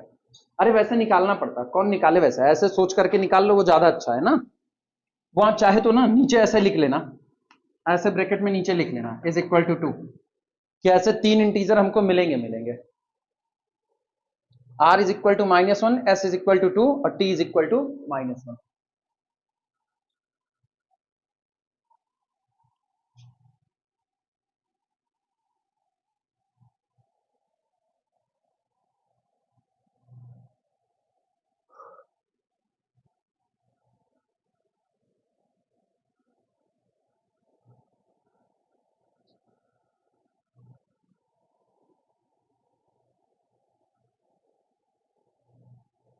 हो गया। अच्छा अब अपने दिमाग से सोचो, ये कौन है, ये क्या ये 18 गुणे समथिंग, 30 गुणे समथिंग, 40 गुणे समथिंग है कि नहीं है? क्लोजर प्रॉपर्टी से ये आपके एच का हिस्सा होगा। मानते हो कि नहीं? नहीं मानते? सुनो, सिंस कैपिटल एच इज सब group, since capital H is सब ग्रुप, सो इसलिए क्लोजर प्रॉपर्टी से अगर 18 है तो 18 का कोई भी मल्टीपल किसका हुआ? एच का हुआ। अगर उसमें 30 है तो 30 का कोई भी मल्टीपल किसका हुआ? एच का। तो 18 आर किसका मेंबर हुआ? एच का। 30 इंटू एच किसका मेंबर हुआ? एच का। और 40 का कोई भी मल्टीपल एच का होगा तो ये भी किसका? एच का। और तीनों का जोड़ भी किसका? एच का। इसका मतलब तय हो गया। सो 18R plus 30S plus 40T confirmly belong to the capital H, यानी this implies that 2 belong to the capital H। आप समझे? नोट करो, ये कंफर्म है कि ये दो भी किसका होगा? कैपिटल एच का होगा।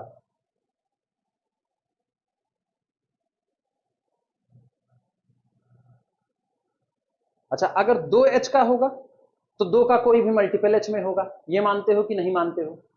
और इसका मतलब हम यहां से लिख सकते हैं this implies that 2 into K confirmly belong to the H. तो यार अगर दो का कोई भी मल्टीपल होगा तो सिर्फ दो से बनने वाला सबग्रुप तो होता है cyclic subgroup generated by the two, यानी ये तय हो चुका है कि this implies that the cyclic subgroup generated by the two is confirmly subset और इक्वल सबसेट ऑफ एच। अभी बराबर नहीं कहा, अभी केवल सबसेट कहा है।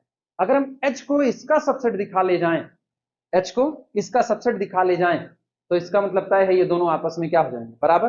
नाम दो इक्वेशन नंबर 1, इसे नाम दे दो इक्वेशन नंबर 1। अब वो लैंग्वेज इस्तेमाल कर लो जिसमें हमको पता है एच प्रॉपर सबसेट है तो कोई भी ऑड कंटेन नहीं करेगा। बोले लैंग्वेज लिखना, हो गया ना सबका? Since H is proper subset of Z, proper subgroup लिखना, सबसेट बार बार बोलते हैं। Since H is proper subgroup of Z, since H is proper subgroup of Z, so it never contain any odd integers, so it never contain any odd integers, it never contain any odd integers, otherwise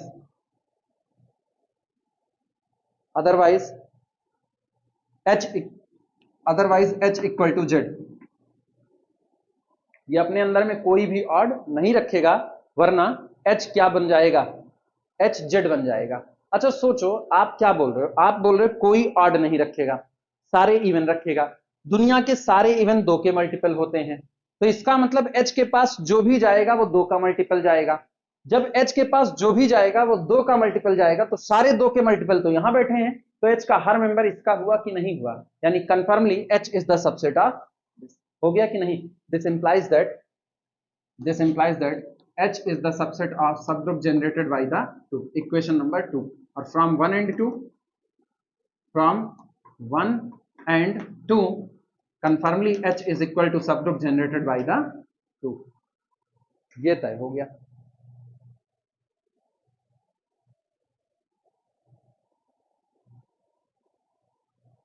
ये हो गया proper way में proof करना।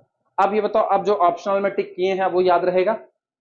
क्योंकि अगर आप H is equal to साबित कर दिया कि H is equal to cyclic group generated by 2 है तो 20 को भी रखेगा और 24 को भी। भाई 2 दहम 20 और 12 दूनी 24 रखेगा, तो इसलिए वो वाला ऑप्शन गलत हो गया क्योंकि उसमें कहा गया 24 को नहीं रख रहा है। अब अगर ऐसे में और ऑप्शन बढ़ा दें उसी में तो 50 को रखे 56 को भी रखे सही हो जाएगा, 50 को रखे 56 को ना रखे गलत हो जाएगा। आप कुछ भी कर दो ऐसा।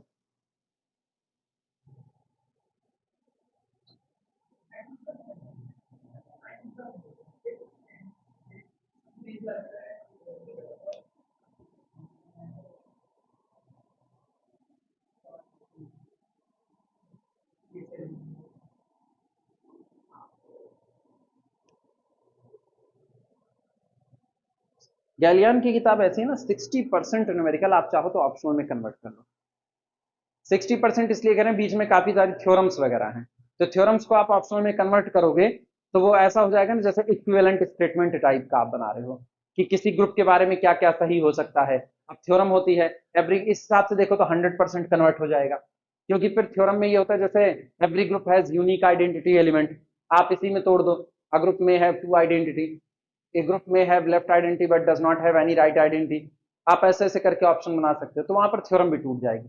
अगर सिर्फ प्रॉपर न्यूमेरिकल की बात करो तो 60 to 70% न्यूमेरिकल आप ऑप्शनल में कन्वर्ट कर दो, एक नई किताब तैयार हो जाएगी केवल ऑप्शनल क्वेश्चन, और अंतर नहीं आएगा कोई भी, बिल्कुल इसी की फोटोकॉपी रहेगी। क्लेम आना चाहे तो बहुत तगड़ा क्लेम आए। 28वां हो गया,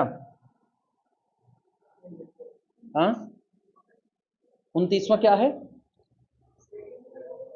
prove that suppose that H is the proper subgroup of the Z under addition. ठीक, आओ देखते हैं। तुम लोग कह रहे हो सेम उसी तरीके से, हाँ लगेगा उसी तरीके से, पॉसिबिलिटी खोजनी पड़ती है। 29 लिखना, सपोज दैट, पता नहीं बच्चे देखना पड़ेगा, suppose that H is a proper, ऐसा कुछ नहीं है, H is a proper subgroup, H is a proper subgroup of Z under addition, under addition, H is a proper subgroup of Z under addition, and that H contains 12, 30 and 54. What are the possibilities? What are the possibilities?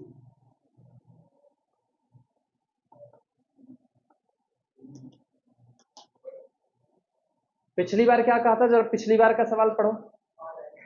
पिछली बार क्या कहा था? Determine H, H को ज्ञात कीजिए। इस बार क्या कह रहा है? व्हाट आर द पॉसिबिलिटीज, क्या क्या हो सकता है? What are the possibilities for capital H, H के लिए क्या क्या पॉसिबिलिटी हो सकती है? आओ चलो देखते हैं क्या क्या हो सकती है। एक तो पिछले बार की तरह जीसीडी वाली पॉसिबिलिटी देख लेते हैं। लिखना solution, as previous,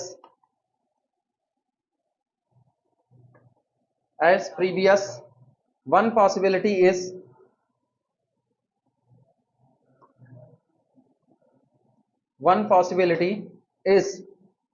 H is equal to subgroup generated by GCD of, ये याद रखना ये पॉसिबिलिटी है, अभी ये कंफर्मेशन नहीं है, नहीं फार्मूला मान लो 12, 30, 54 दैट इज इक्वल टू, बोल भैया इनका सबका एलसीएम कितना? 6 दूनी 12, 6 पंचे 30 और उधर 54 भी 6 से कट जाएगा। ठीक, तो इसका मतलब this implies that H is the subgroup generated by the, possibility है पहली। ठीक, इसके बाद देखना आल्सो, बट, लेकिन हमको पता है ये बेचारा 6 किस में कंटेन्ड होता है।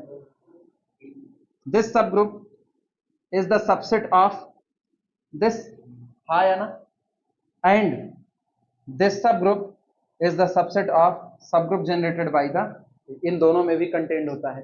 तो पॉसिबिलिटी दिख रही है कि नहीं दिख रही है? अब नोट करो ना, कौन सा? ऐसा नहीं है ना,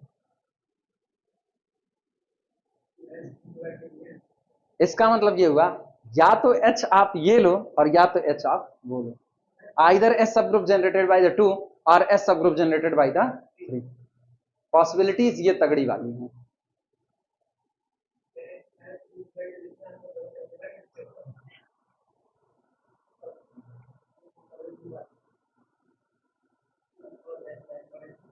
वैसे पॉसिबिलिटीज में ना ये भी रख सकते हैं पॉसिबिलिटीज में, ये भी तो प्रॉपर सब ग्रुप है जेड का, तो ये भी प्रॉपर सब ग्रुप है, ये भी है और ये भी है। आंसर देखो गैलियन ने क्या दिए हुए हैं 29 का।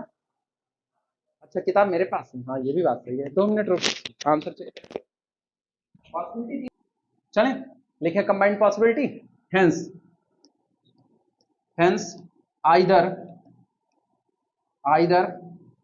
H is the subgroup generated by the 6, H is the H is the subgroup generated by the 3 or H is the subgroup generated by the 2.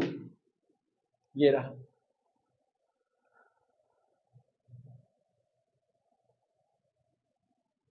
अब अगर इसका ऑप्शनल बनाना हो इसका भी बन जाएगा। हाँ, एक ऑप्शन करें और उसमें लिखें एक ऑप्शन में ऐसे, जैसे ये तो इतना ही लिख दें, यहां तक की बात है, ठीक, और यहां तक लिख करके इसके बाद लिख दें विच of the following may be true, और पहला वाला लिख दें, पहला H is the subgroup generated by the 3 और H is the subgroup generated by the 2 और H is the subgroup generated by the 4, पहला ऑप्शन। दूसरा हम लिख दें H is the subgroup generated by the 3 और H is the subgroup generated by the 2 और H is the subgroup generated by the 5। इस तरह से एक एक बदल दें बस खाली, और लास्ट वाले में सब सेम कर दें, हो जाएगा। नहीं बना रहे ऑप्शन, ठीक।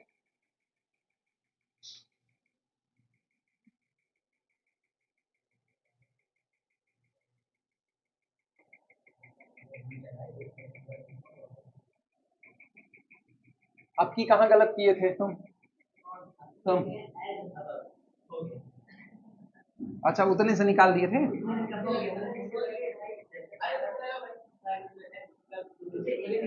अब ब्लेम हमको कर रहे हो कि आप सब गलत करवा रहे हैं?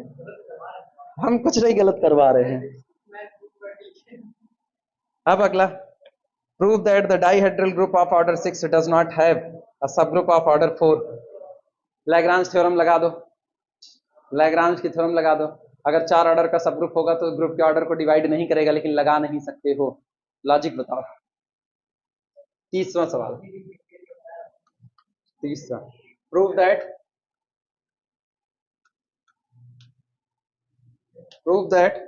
द डाइहेड्रल ग्रुप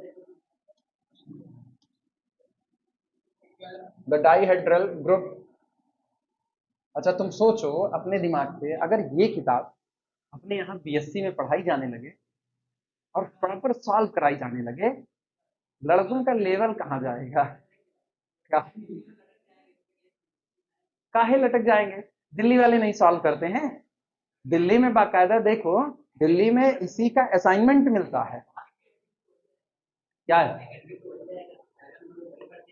अरे उल्लू गठरी, हम क्या रहे हैं, अगर अपने यहाँ ये किताब चलवाई जाने लगे, जब कोई किताब चल जाती है तो व्यवस्था सुधर रही होती है, तो उस समय सोचो, उस समय स्टूडेंट का लेवल कितना अच्छा होगा अलजेब्रा में।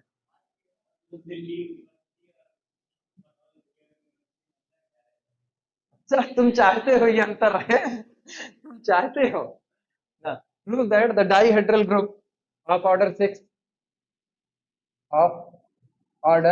6 does not have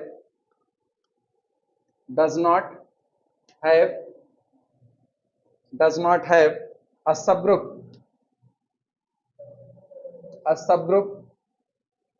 of order 4। साबित कीजिए कोई डाइहेड्रल ग्रुप जिसका ऑर्डर 6 है वो 4 ऑर्डर का कोई भी सबग्रुप अपने पास नहीं रखता है।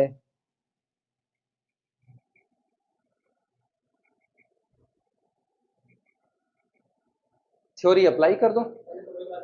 कौन सा? या तो वो केवल अपने पास रोटेशन रखेगा, पहले तो यही निपटारा कर दो इसका। D6 है, D6 है। अच्छा, क्या आप लैग्रांज की थ्योरम यहां लगा भी सकते हो? बुरी वाली मौत मरोगे, लैग्रांज की थ्योरम से बुरी वाली मौत मरोगे। रीजन जानते हो? किसकी बात कर रहा है? नहीं, बच जाओगे, D3 की बात कर रहा है। वो ऑर्डर दे करके रखा। हम कुछ भी कहेंगे यार, तुम ध्यान भी नहीं दे रहे हो बिल्कुल भी। हमने D6 लिख दिया, तुम ऑर्डर 6 देखते नहीं कर रहे हो। सुनो, ऑर्डर 6 कह रहा है तो इसका मतलब किसकी बात करेगा? D3 की बात करेगा। ठीक, D3 की बात कर दिया। अब जब 6 ऑर्डर का है तो ऑब्वियस सी बात है उसके पास आधे रोटेशन और आधे रिफ्लेक्शन, तो उसके पास 3 रोटेशन होगा और 3 रिफ्लेक्शन होगा। अगर सारे रोटेशन रखेगा तो सबग्रुप बना सकता है, लेकिन सारे रोटेशन में 3 ही होंगे उसके पास, तो 4 रोटेशन का सबग्रुप बनने का तो सवाल पैदा नहीं होता। वहां पर बात खत्म हो गई। इसके बाद फिर बारी आती है आधे रोटेशन आधे रिफ्लेक्शन। अब आप करो 4 ऑर्डर का बनाए तो 2 रोटेशन रखें और 2 रिफ्लेक्शन, यही एक पॉसिबिलिटी जिंदा रहती है। लेकिन अब 2 रोटेशन 2 रिफ्लेक्शन रखेगा तो रिफ्लेक्शन तो चलो 2 ऑर्डर के हो गए, रिफ्लेक्शन 2 ऑर्डर के हो गए। लेकिन जब आप ये 2 रोटेशन लाओगे तो एक तो R0 होगा और एक अगला वाला रोटेशन 2 ऑर्डर का होना चाहिए, और वो होगा नहीं, वो होगा नहीं। जब होगा नहीं तो तकलीफें आपकी यहीं पर बढ़ चुकी हैं। आई बातें समझ में? चलें लिखा जाए, कुछ लॉजिक समझ में आया? क्या लिखे हो तुम बताओ? हाँ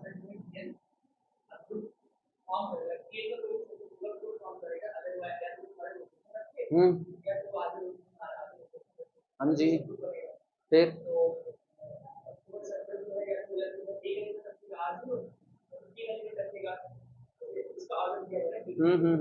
समझ रहे हैं।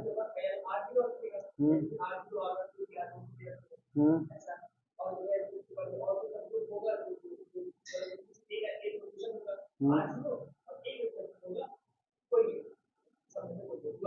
हम्म 4 ऑर्डर का एलिमेंट रखने की जरूरत ही कहां थी उसको? उसको 4 ऑर्डर का एलिमेंट रखने की जरूरत नहीं थी। हाँ हाँ, बाकी एलिमेंट के ऑर्डर से मत आना, बवाल ही खत्म है वहीं पर ना। लिखो, चलो लिखना, बोले since there are 3 rotations in D3 and 3 reflections, since there are, लिखना solution, since there are, since there are 3 rotations and 3 reflections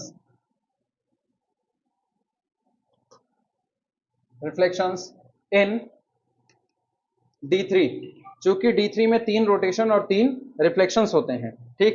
any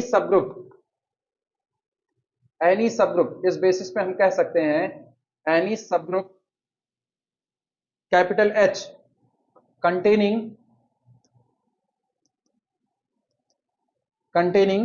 4 elements must have at least, कम से कम must have at least one rotation R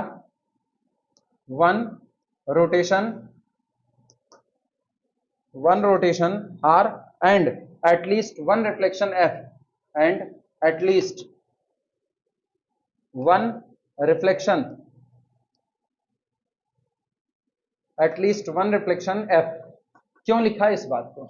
इसलिए लिखा ना क्योंकि जब आप देखते हो कि कैपिटल H का बिहेव क्या होगा, या तो सारे रोटेशन रख लेगा या तो आधे रोटेशन आधे रिफ्लेक्शन रखेगा।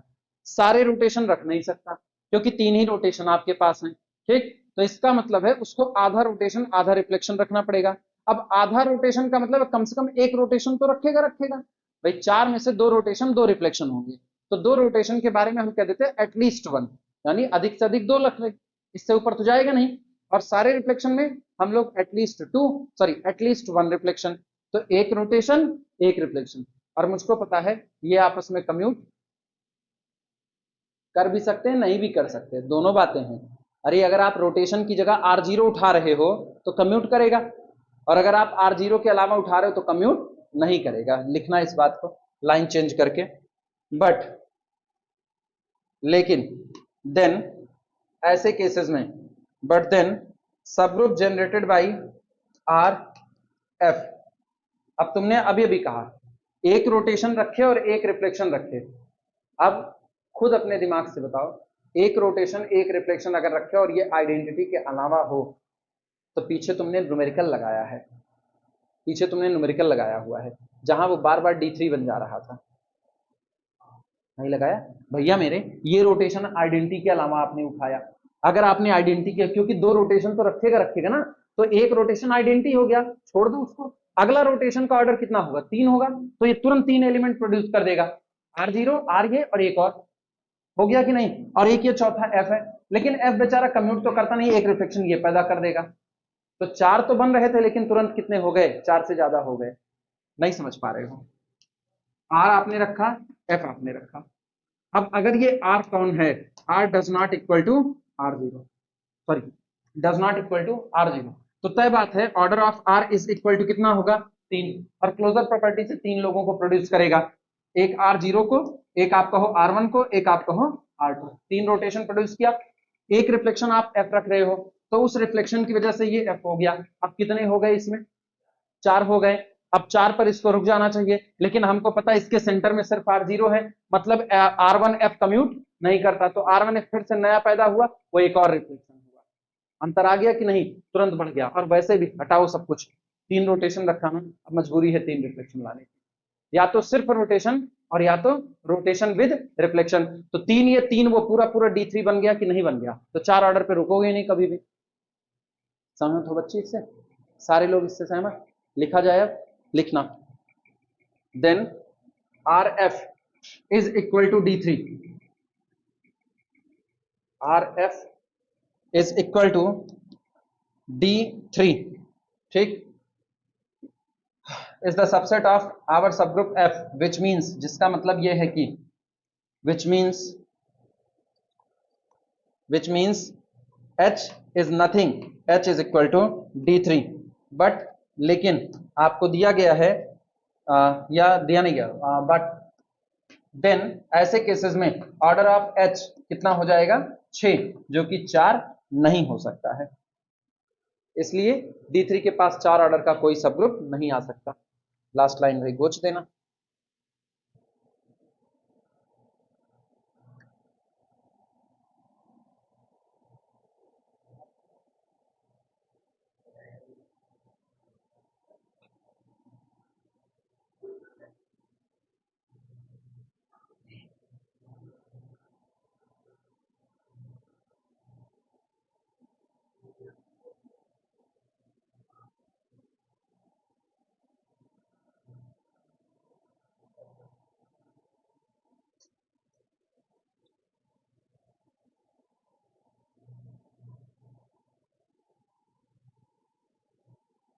हो गया, अभी देखे, अभी दहाड़ रही है, अभी ये और चलेगी ना, कौन सा, हाँ 2 दिन चल गई कह सकते हो। अभी अगर इसको दबा करके ना लिखें तो अभी ये इतनी खर्च होगी अच्छे से। 2 रुपए की एक, नहीं बता रहे हैं, रुको और पड़ेगी। हाँ आया है, नहीं आया, 31वां सवाल तुमको याद रखना है, वो बहुत इंपॉर्टेंट है, लिखना। For each divisor, for each divisor, for each divisor k greater than 1 of n let माना uk of n is equal to collection of those elements of un such that x modulo k is equal to 1, ठीक। तुमको अब हम तुरंत ना example लिख करके ही नीचे दिखा दे रहे हैं, उसके बाद न्यूमेरिकल पूरा करेंगे। फॉर एग्जाम्पल, ऐसे ब्रैकेट में, फॉर एग्जाम्पल ये कह रहे हैं यूएन तो हम लोग जानते हैं, यूएन कैसे लोगों का कलेक्शन है, यूएन उन लोगों का कलेक्शन है जो एन से छोटे पॉजिटिव इंटीजर हैं और एन के साथ को प्राइम है। अब ये इससे एक सबसेट बना रहे हैं, जैसे एग्जाम्पल के तौर पर मान लो हमने ले लिया U21 ले लिया। अब जरा U21 बनाओ, क्या होता है U21, 1 होगा, 2 होगा, और 3 तो होगा नहीं, 4 होगा, 5 होगा, फिर 6 होगा, होगा कि नहीं होगा, 3 से कट जाएंगे दोनों, 6 नहीं होगा।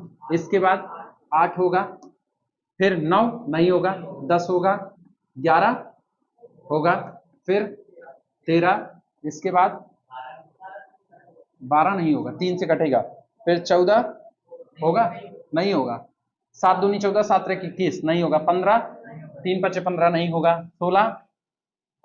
16 हो जाएगा, 16 होगा, 16 के बाद फिर 17, होगा 18, नहीं होगा 19 और 20, कंफर्म है, ये बन गया। अब ये कह रहे हैं for each divisor k greater than 1 of N, ये जो नंबर 21 लिखा है ना, इसके सारे डिवाइजर जो एक से बड़े हैं, ये बताओ 21 किससे किससे कटता है? 1 से कटता है, फिर 3 से, फिर 7 से, फिर 21 से। इस एक को छोड़ दो, 3, 7 और 21 के लिए ये आपका हो गया के, यही आपके कौन है? के। आप इनमें से किसी के लिए भी एक आप सेट तैयार करो। कौन सा सेट तैयार करो? आप सेट जैसे पहले इसके लिए तैयार करें, U3 ऑफ 21, समझे? U3 ऑफ 21 मतलब 21 का डिवाइजर कौन है? 3 है, तो U3 ऑफ 21 तैयार करो। लेकिन इसमें किसको लाओगे? यहां से मेंबर लेकर के आओगे। केवल वही मेंबर यहां से चुने जाएंगे जो 3 से डिवाइड होने पर रिमाइंडर कितना छोड़े? ये x मॉडुलो k, मतलब k से डिवाइड करने पर रिमाइंडर क्या देना चाहिए? 1। आओ देखो, 3 से डिवाइड होने पर रिमाइंडर 1 कौन कौन देगा? एक तो खुद कौन देगा? 1, फिर कौन देगा? 4, फिर 3 त्रिक्का 9, 1 10, फिर हाँ 3 चौक 12, 1 13, फिर 16 आ जाएगा, फिर 19, 3 छक 18, बस इतने लोग। ये जो बना ना ऊपर वाले का सबसेट है, कह रहे हैं ये भी एक सब ग्रुप बनाएगा। छूट गया क्या? अच्छा हम 12 लिख दिए हैं, सॉरी 13। ये जो निकल करके आया, ये ऊपर वाले का एक सब ग्रुप होगा। ठीक, अब इसी तरीके से ये कह रहे हैं U7 ऑफ 21 तैयार करो, मतलब उन लोगों को लाओ जो 7 से डिवाइड होने पर रिमाइंडर कितना देंगे? 1 देंगे। कौन कौन होगा? 1 होगा और 7 8 होगा, हाँ 8, 7 दूनी 14, 1 15 है कि नहीं है? और कोई नहीं, बस एक और तैयार हुआ। अच्छा, अब 21 का डिवाइजर है और इसमें केवल और केवल कौन आएगा? ये 3 के तीनों इसके क्या होंगे? सब ग्रुप होंगे। क्लियर हुआ कि नहीं? यही ये बात कर रहे हैं। अच्छा अब सोचो, अब रफली ऐसे सोचना, जैसे मान लो मैंने कहीं पर लिख दिया U15 ऑफ 3, तो इसका मतलब क्या है? U15 से उन मेंबर्स को छांटा जाएगा जो 3 से डिवाइड होने पर रिमाइंडर कितना प्रोड्यूस करेंगे? 1 प्रोड्यूस करेंगे। क्लियर हुआ कि नहीं? अगर हमने कहीं पर लिख दिया U15 ऑफ 5, क्योंकि पहले ये देख लो नीचे वाला नंबर ऊपर वाले को डिवाइड करता है कि नहीं, तो तय बात है 5 इज द डिवाइजर ऑफ 50। ठीक, अब इसमें वो लोग आएंगे, कहां से आएंगे? U50 से आएंगे, जो 5 से डिवाइड होने पर रिमाइंडर कितना छोड़ेंगे? क्लियर हुआ कि नहीं? अपने को साबित करना है ये भी एक सब ग्रुप बनाएगा।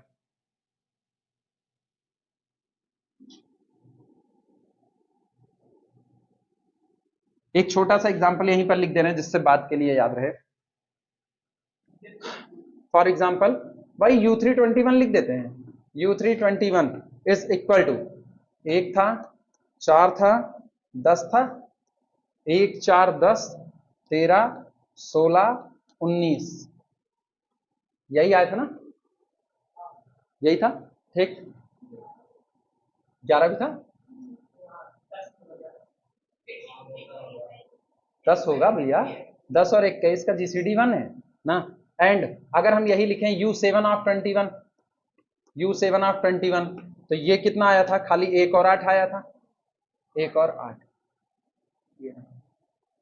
ठीक, लिखना आगे, list the element of, list the element, list the elements of U4 of 20। आप U4 ऑफ 20 के एलिमेंट लिखो, U5 ऑफ 20 के एलिमेंट लिखो, U5 ऑफ 30 के एलिमेंट लिखो, एंड U10 ऑफ 30 के एलिमेंट लिखो। प्रूव दैट, और इसके बाद आप साबित कीजिए, prove that UK of n is a subgroup, of UN। ये यही चीजें याद रखनी है, और ये है क्या ये भी याद रख लेना। 2 बातें याद रखनी है। ये सोचो ये कितने अच्छे से सिखा रहे हैं। पहले ये तुमको यूके ऑफ एन की डिफिनेशन दी है, फिर यूके ऑफ एन एक्चुअल में होता क्या ये तुम समझ पाए कि नहीं, उससे के लिए ये तुमसे इतने निकलवा ले रहे हैं और बाद में कह रहे हैं आप साबित कीजिए कि ये एक सबग्रुप होगा। हम्म हम्म इसीलिए ये किताब इतनी अच्छी है। सोचो वैसी किताबें इनको थ्योरेटिकली ले जाती हैं, थ्योरी के पार्ट में रखती हैं, इन्होंने न्यूमेरिकल में ही थ्योरी दी हुई है। इसीलिए एक हाइलाइटर या फिर ये घेरा मारने वाली प्रॉपर्टीज जो आपकी होती है इनको पैदा करना पड़ता है कि जहां पे डिफिनेशन नजर आए उसको घेरा मारो। अब बाद में पढ़ते वक्त तुम न्यूमेरिकल को छोड़ करके भाग नहीं सकते, हर न्यूमेरिकल के बीच में कहीं ना कहीं एक थ्योरी घुसी पड़ी होगी, आपको वो थ्योरी याद रखनी है। अब ये भी एक सब ग्रुप होता है, ये भी एक सब ग्रुप होता है। अब ऐसे दे दिया जाए और नीचे यहां पर ऑप्शन बना दे कि for U50 which of the following is are true. पहला आपको दे दे U2 of 50 is the subgroup of U50, पहला ये लिख दे। दूसरा आपको दे दे U10 of 50 is the subgroup of U50, ये लिख दे। इसके बाद आपको थर्ड दे दे U3 of 50 is the subgroup of U50, और चौथा आपके पास ऑप्शन लगा दे कि U12 of 50 is the subgroup of U50। अब अगर डिफिनीशन याद है तो तुरंत टिक मारो, बगल हटो, नहीं याद है तो गड़बड़ है भाई, ऑब्वियस सी बात है। 2 इज द डिवाइजर ऑफ 50, सही। 10 इज द डिवाइजर ऑफ 50, सही। 3 is not the divisor of 50, 12 is not the divisor of 50, गलत। For U50 which of the following is are true, सामने है। चलें शुरुआत करें।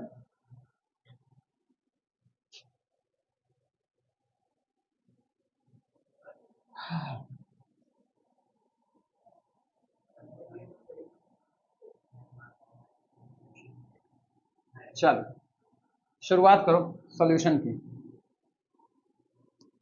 सबसे पहला काम U20 नोट करो भैया।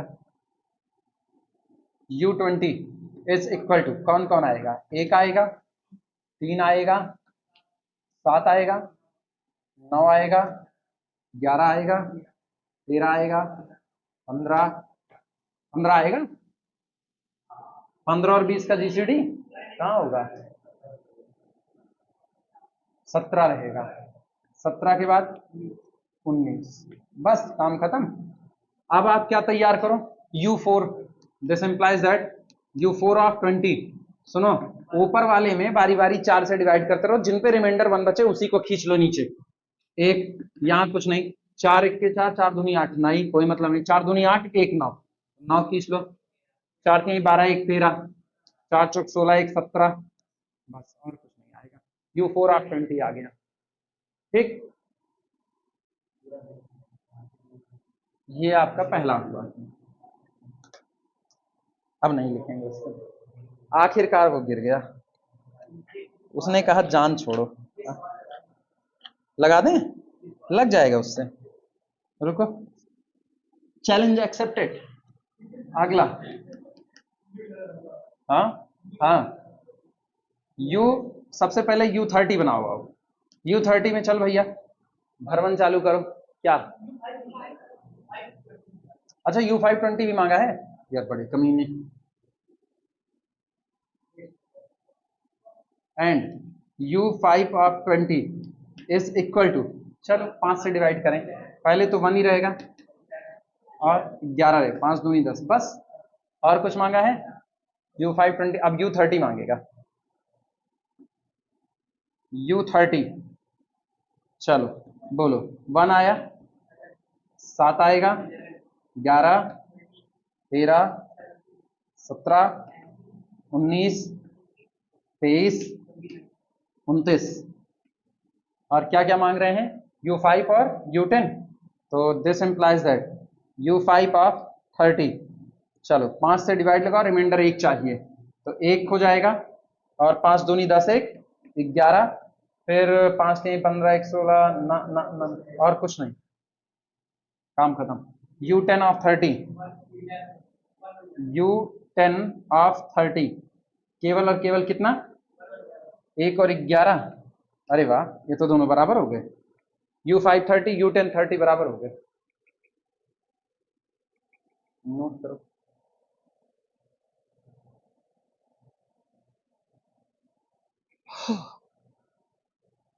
बड़ा सही न्यूमेरिकल था, अच्छा लगा है ना।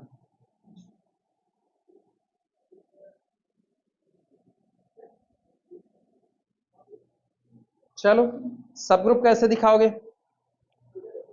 हाँ, one step two step. One step किससे? One step two step. बस वही चाहिए हमको। ये फाइनाइट सेट है, सिर्फ क्लोजर होल्ड करा दो, काम खत्म। हाँ, सही में लिखे हो। वन स्टेप काहे बोल रहे हो? अच्छा, तुम उस सेंस में वन स्टेप जा रहे हो। नहीं, ऐसे गलत ऑप्शन ना लिया करो। असली बात ये दोनों वन स्टेप है, एक्चुअली दोनों वन स्टेप है, लेकिन फाइनाइट के केस में ये ज्यादा बेहतर है। आप तुरंत केवल क्लोजर प्रॉपर्टी निपटा करके काम खत्म कर दो। ठीक, चलो बेटा इसको पूरा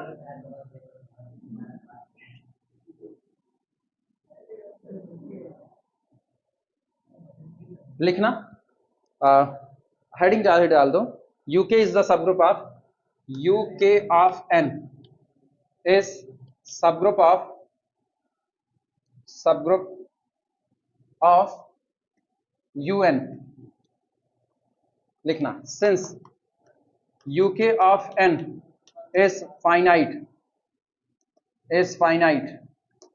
ठीक, since U k of n is finite, so only closure property needed.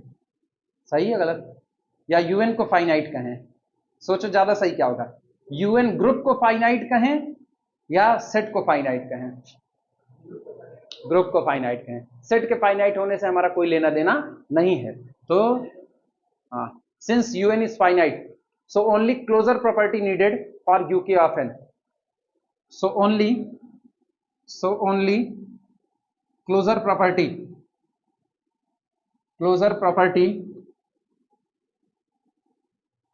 needed। क्या चैलेंज दियो हमको लिखने needed for uk of n to becomes subgroup।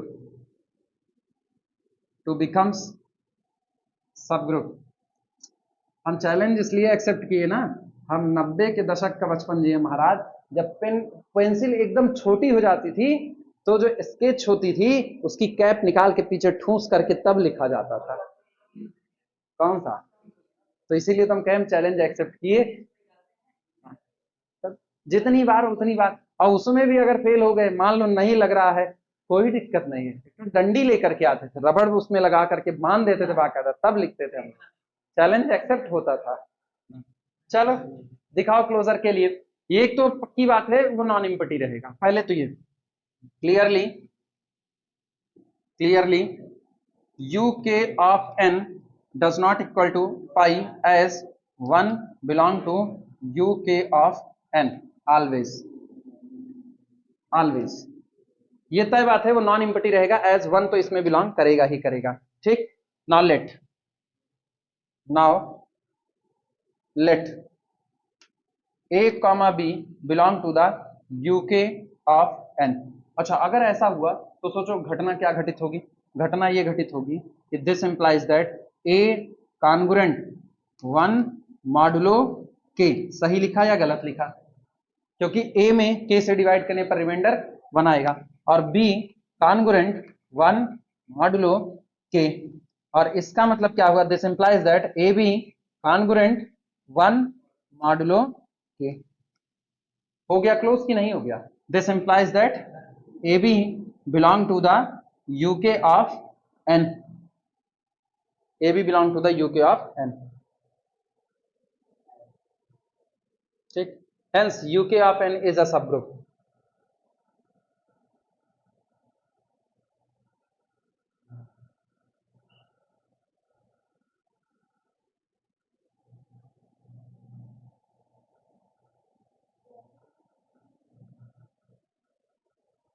Note कर लो।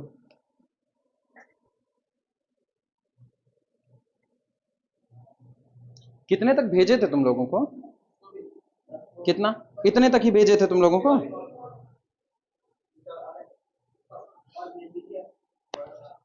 फिर लगाओगे और लगाओगे? तो ठीक है, फिर इतने पे हम रोक रहे हैं। इतने के बाद फिर हम तुमको और भेज रहे हैं। तुम अब खुद से हिंट लो और खुद से लगाओ। नहीं, क्या 32वां बता दें? 32वां आया नहीं? 32वां हम दिए थे कि नहीं दिए थे? आया नहीं आया? क्या है 32वां? H and K are the subgroup of G, so that H in, मारी फटक के तुमको। सब ग्रुप का इंटरसेक्शन सब ग्रुप होता है, नहीं प्रूफ कर सकते हो नालाय? अरे कभी नहीं किए। H and K both are the subgroup of G, there so that their intersection is also the subgroup of G. हाँ हाँ हाँ हाँ हाँ। हम्म, हाँ डन। ठीक है, डन। ठीक है, ठीक है।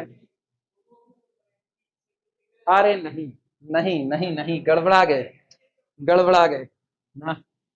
एन मौके पे आकर के भी दग गए। हम तो कैसा ही चल रहे थे, नहीं नहीं नहीं नहीं नहीं ना ना ना ना, ऐसा नहीं होने वाला है। इधर सुनो। अब 32वां तुम लोग सवाल तो लिख लिए हो ना? हाँ हाँ, सवाल लिख बोले? अच्छा, सवाल लिख लो 32वां फिर। If H and K are subgroup of G, if H and K are subgroup of G, if H and K are subgroup of G, comma, show that H intersection K is also subgroup of G। अब ये theorem है। Intersection of two subgroup is again a subgroup of G. हुआ? नीचे bracket में लिखना, नीचे bracket में लिखना लाइन चेंज करके। बोले? Can you see that, can you see that the same proof, can you see that the same proof shows, SHOWS, the same proof shows that the intersection of, मिला लेना, can you see that the same proof shows that the intersection of any number of subgroups,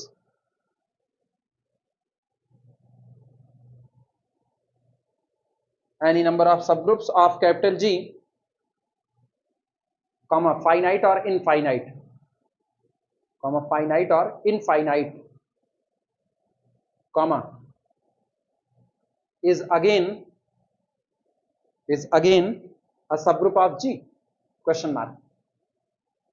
मतलब एक तो ये कह रहे हैं दो सबग्रुप से आप ये बात दिखाइए कि H सबग्रुप है, K सबग्रुप है, तो इनका इंटरसेक्शन सबग्रुप होगा, ये आप दिखाइए। फिर ये कह रहे can you see that the same proof shows that, क्या आप ये दिखा सकते हो कि सेम प्रूफ जैसा आपने किया यही प्रूफ इस बात की guarantee they they the intersection of any number of subgroup, चाहे फाइनाइट लो और चाहे इनफाइनाइट सबग्रुप्स ले लो, सबका इंटरसेक्शन वापस जी का सबग्रुप होगा। जवाब है हाँ। प्रूफ कैसे करोगे वो तुम जानो सेकंड पार्ट का, पहले पार्ट का हम तुमको दिखा रहे हैं, सुनो। H subgroup of capital G, K subgroup of capital G, तय हो गया। तो एक बात तय है, H intersection K does not equal to five as identity belong to the H intersection K। Identity H intersection K में होगा, क्योंकि सबग्रुप हो तो आइडेंटिटी तो रखना कंपलसरी है। रखोगे? रखोगे। तो अब आप इसका दो एलिमेंट ले लो। लेट माना A comma B belong to the H intersection K, ले लिया। अब दो हिस्से में बट गया। कैसे? अगर कोई इंटरसेक्शन के पास है तो दोनों के पास होगा, यानी A comma B belong to the H and A comma B belong to the K। लेकिन H कौन है? सबग्रुप। अगर ये सबग्रुप है तो वन स्टेप टेस्ट से A B inverse belong to the capital, और के भी कौन है? सबग्रुप। तो वन स्टेप टेस्ट से A B inverse belong to the capital, दोनों में आ गया कि नहीं? तो इसका मतलब इंटरसेक्शन में भी जाएगा, यानी A B inverse belong to the H intersection K. बन गया सब ग्रुप कि नहीं बन गया? बस एक ही एलिमेंट तो चाहिए था, और मेरी चौक खत्म नहीं हुई। कल, हाँ, अब सुनो, एनी नंबर के लिए तुम दिखाना आर्बिट्री, जहां एच है ना उधर एच आई, जहां के है उधर के आई, मतलब H one H two H three so on, K one K two K three so on. और ये बताओ फिर जैसे आप लोगे H comma B belong to the H I intersection K आई, मतलब चाहे जितने भी हो अपने से कोई फर्क नहीं पड़ता, ये कुछ ऐसा बनेगा ना, H one H to so on, फिर के one K to so on, सारे सब ग्रुप हैं। जब आप कहते हो कि a comma b belong to the H I intersection K i for any I, आई बराबर एक दो तीन चार कुछ भी ले लो, ठीक, तो अब ऐसे केसेस में, अच्छा अब दो क्यों लेना है, अब दो क्यों लेना है, अब तो एक ही में काम चल जाएगा भाई, ये लो any number of subgroups हो गए, तो इसका मतलब आप लोगे a comma b belong to the intersection i vary from one to infinity H i. हाँ यार, या आप ये लगाओ मत, intersection run only over i, तो a comma b belong to H one, a comma b belong to H two, a comma b belong to H three so on, लेकिन her H I कौन है, subgroup, तो A B inverse belong to H one, A B inverse belong to H two, A B inverse belong to H three so on, A B inverse belong to H M so on, सबके intersection में आएगा ही आएगा, तय हो जाएगा। कर लोगे second part, ठीक है, कहानी इसी पे रोकते हैं, आगे और भेज देंगे आज, फिर लगाओ। अब लगाना इसको सीखो धीमे धीमे, जब तक लगाना खुद से नहीं सीखोगे तब तक गड़बड़ी बनती रहेगी ना। और तुम ये भी देखो, इन्हीं से ऑप्शनल में बन रहे हैं, कहीं अलग से नहीं बन रहे हैं, तो बस ऐसे ही सवाल वो भी बनते हैं, बाद में उनको हम लोग उठाएंगे उठाएंगे।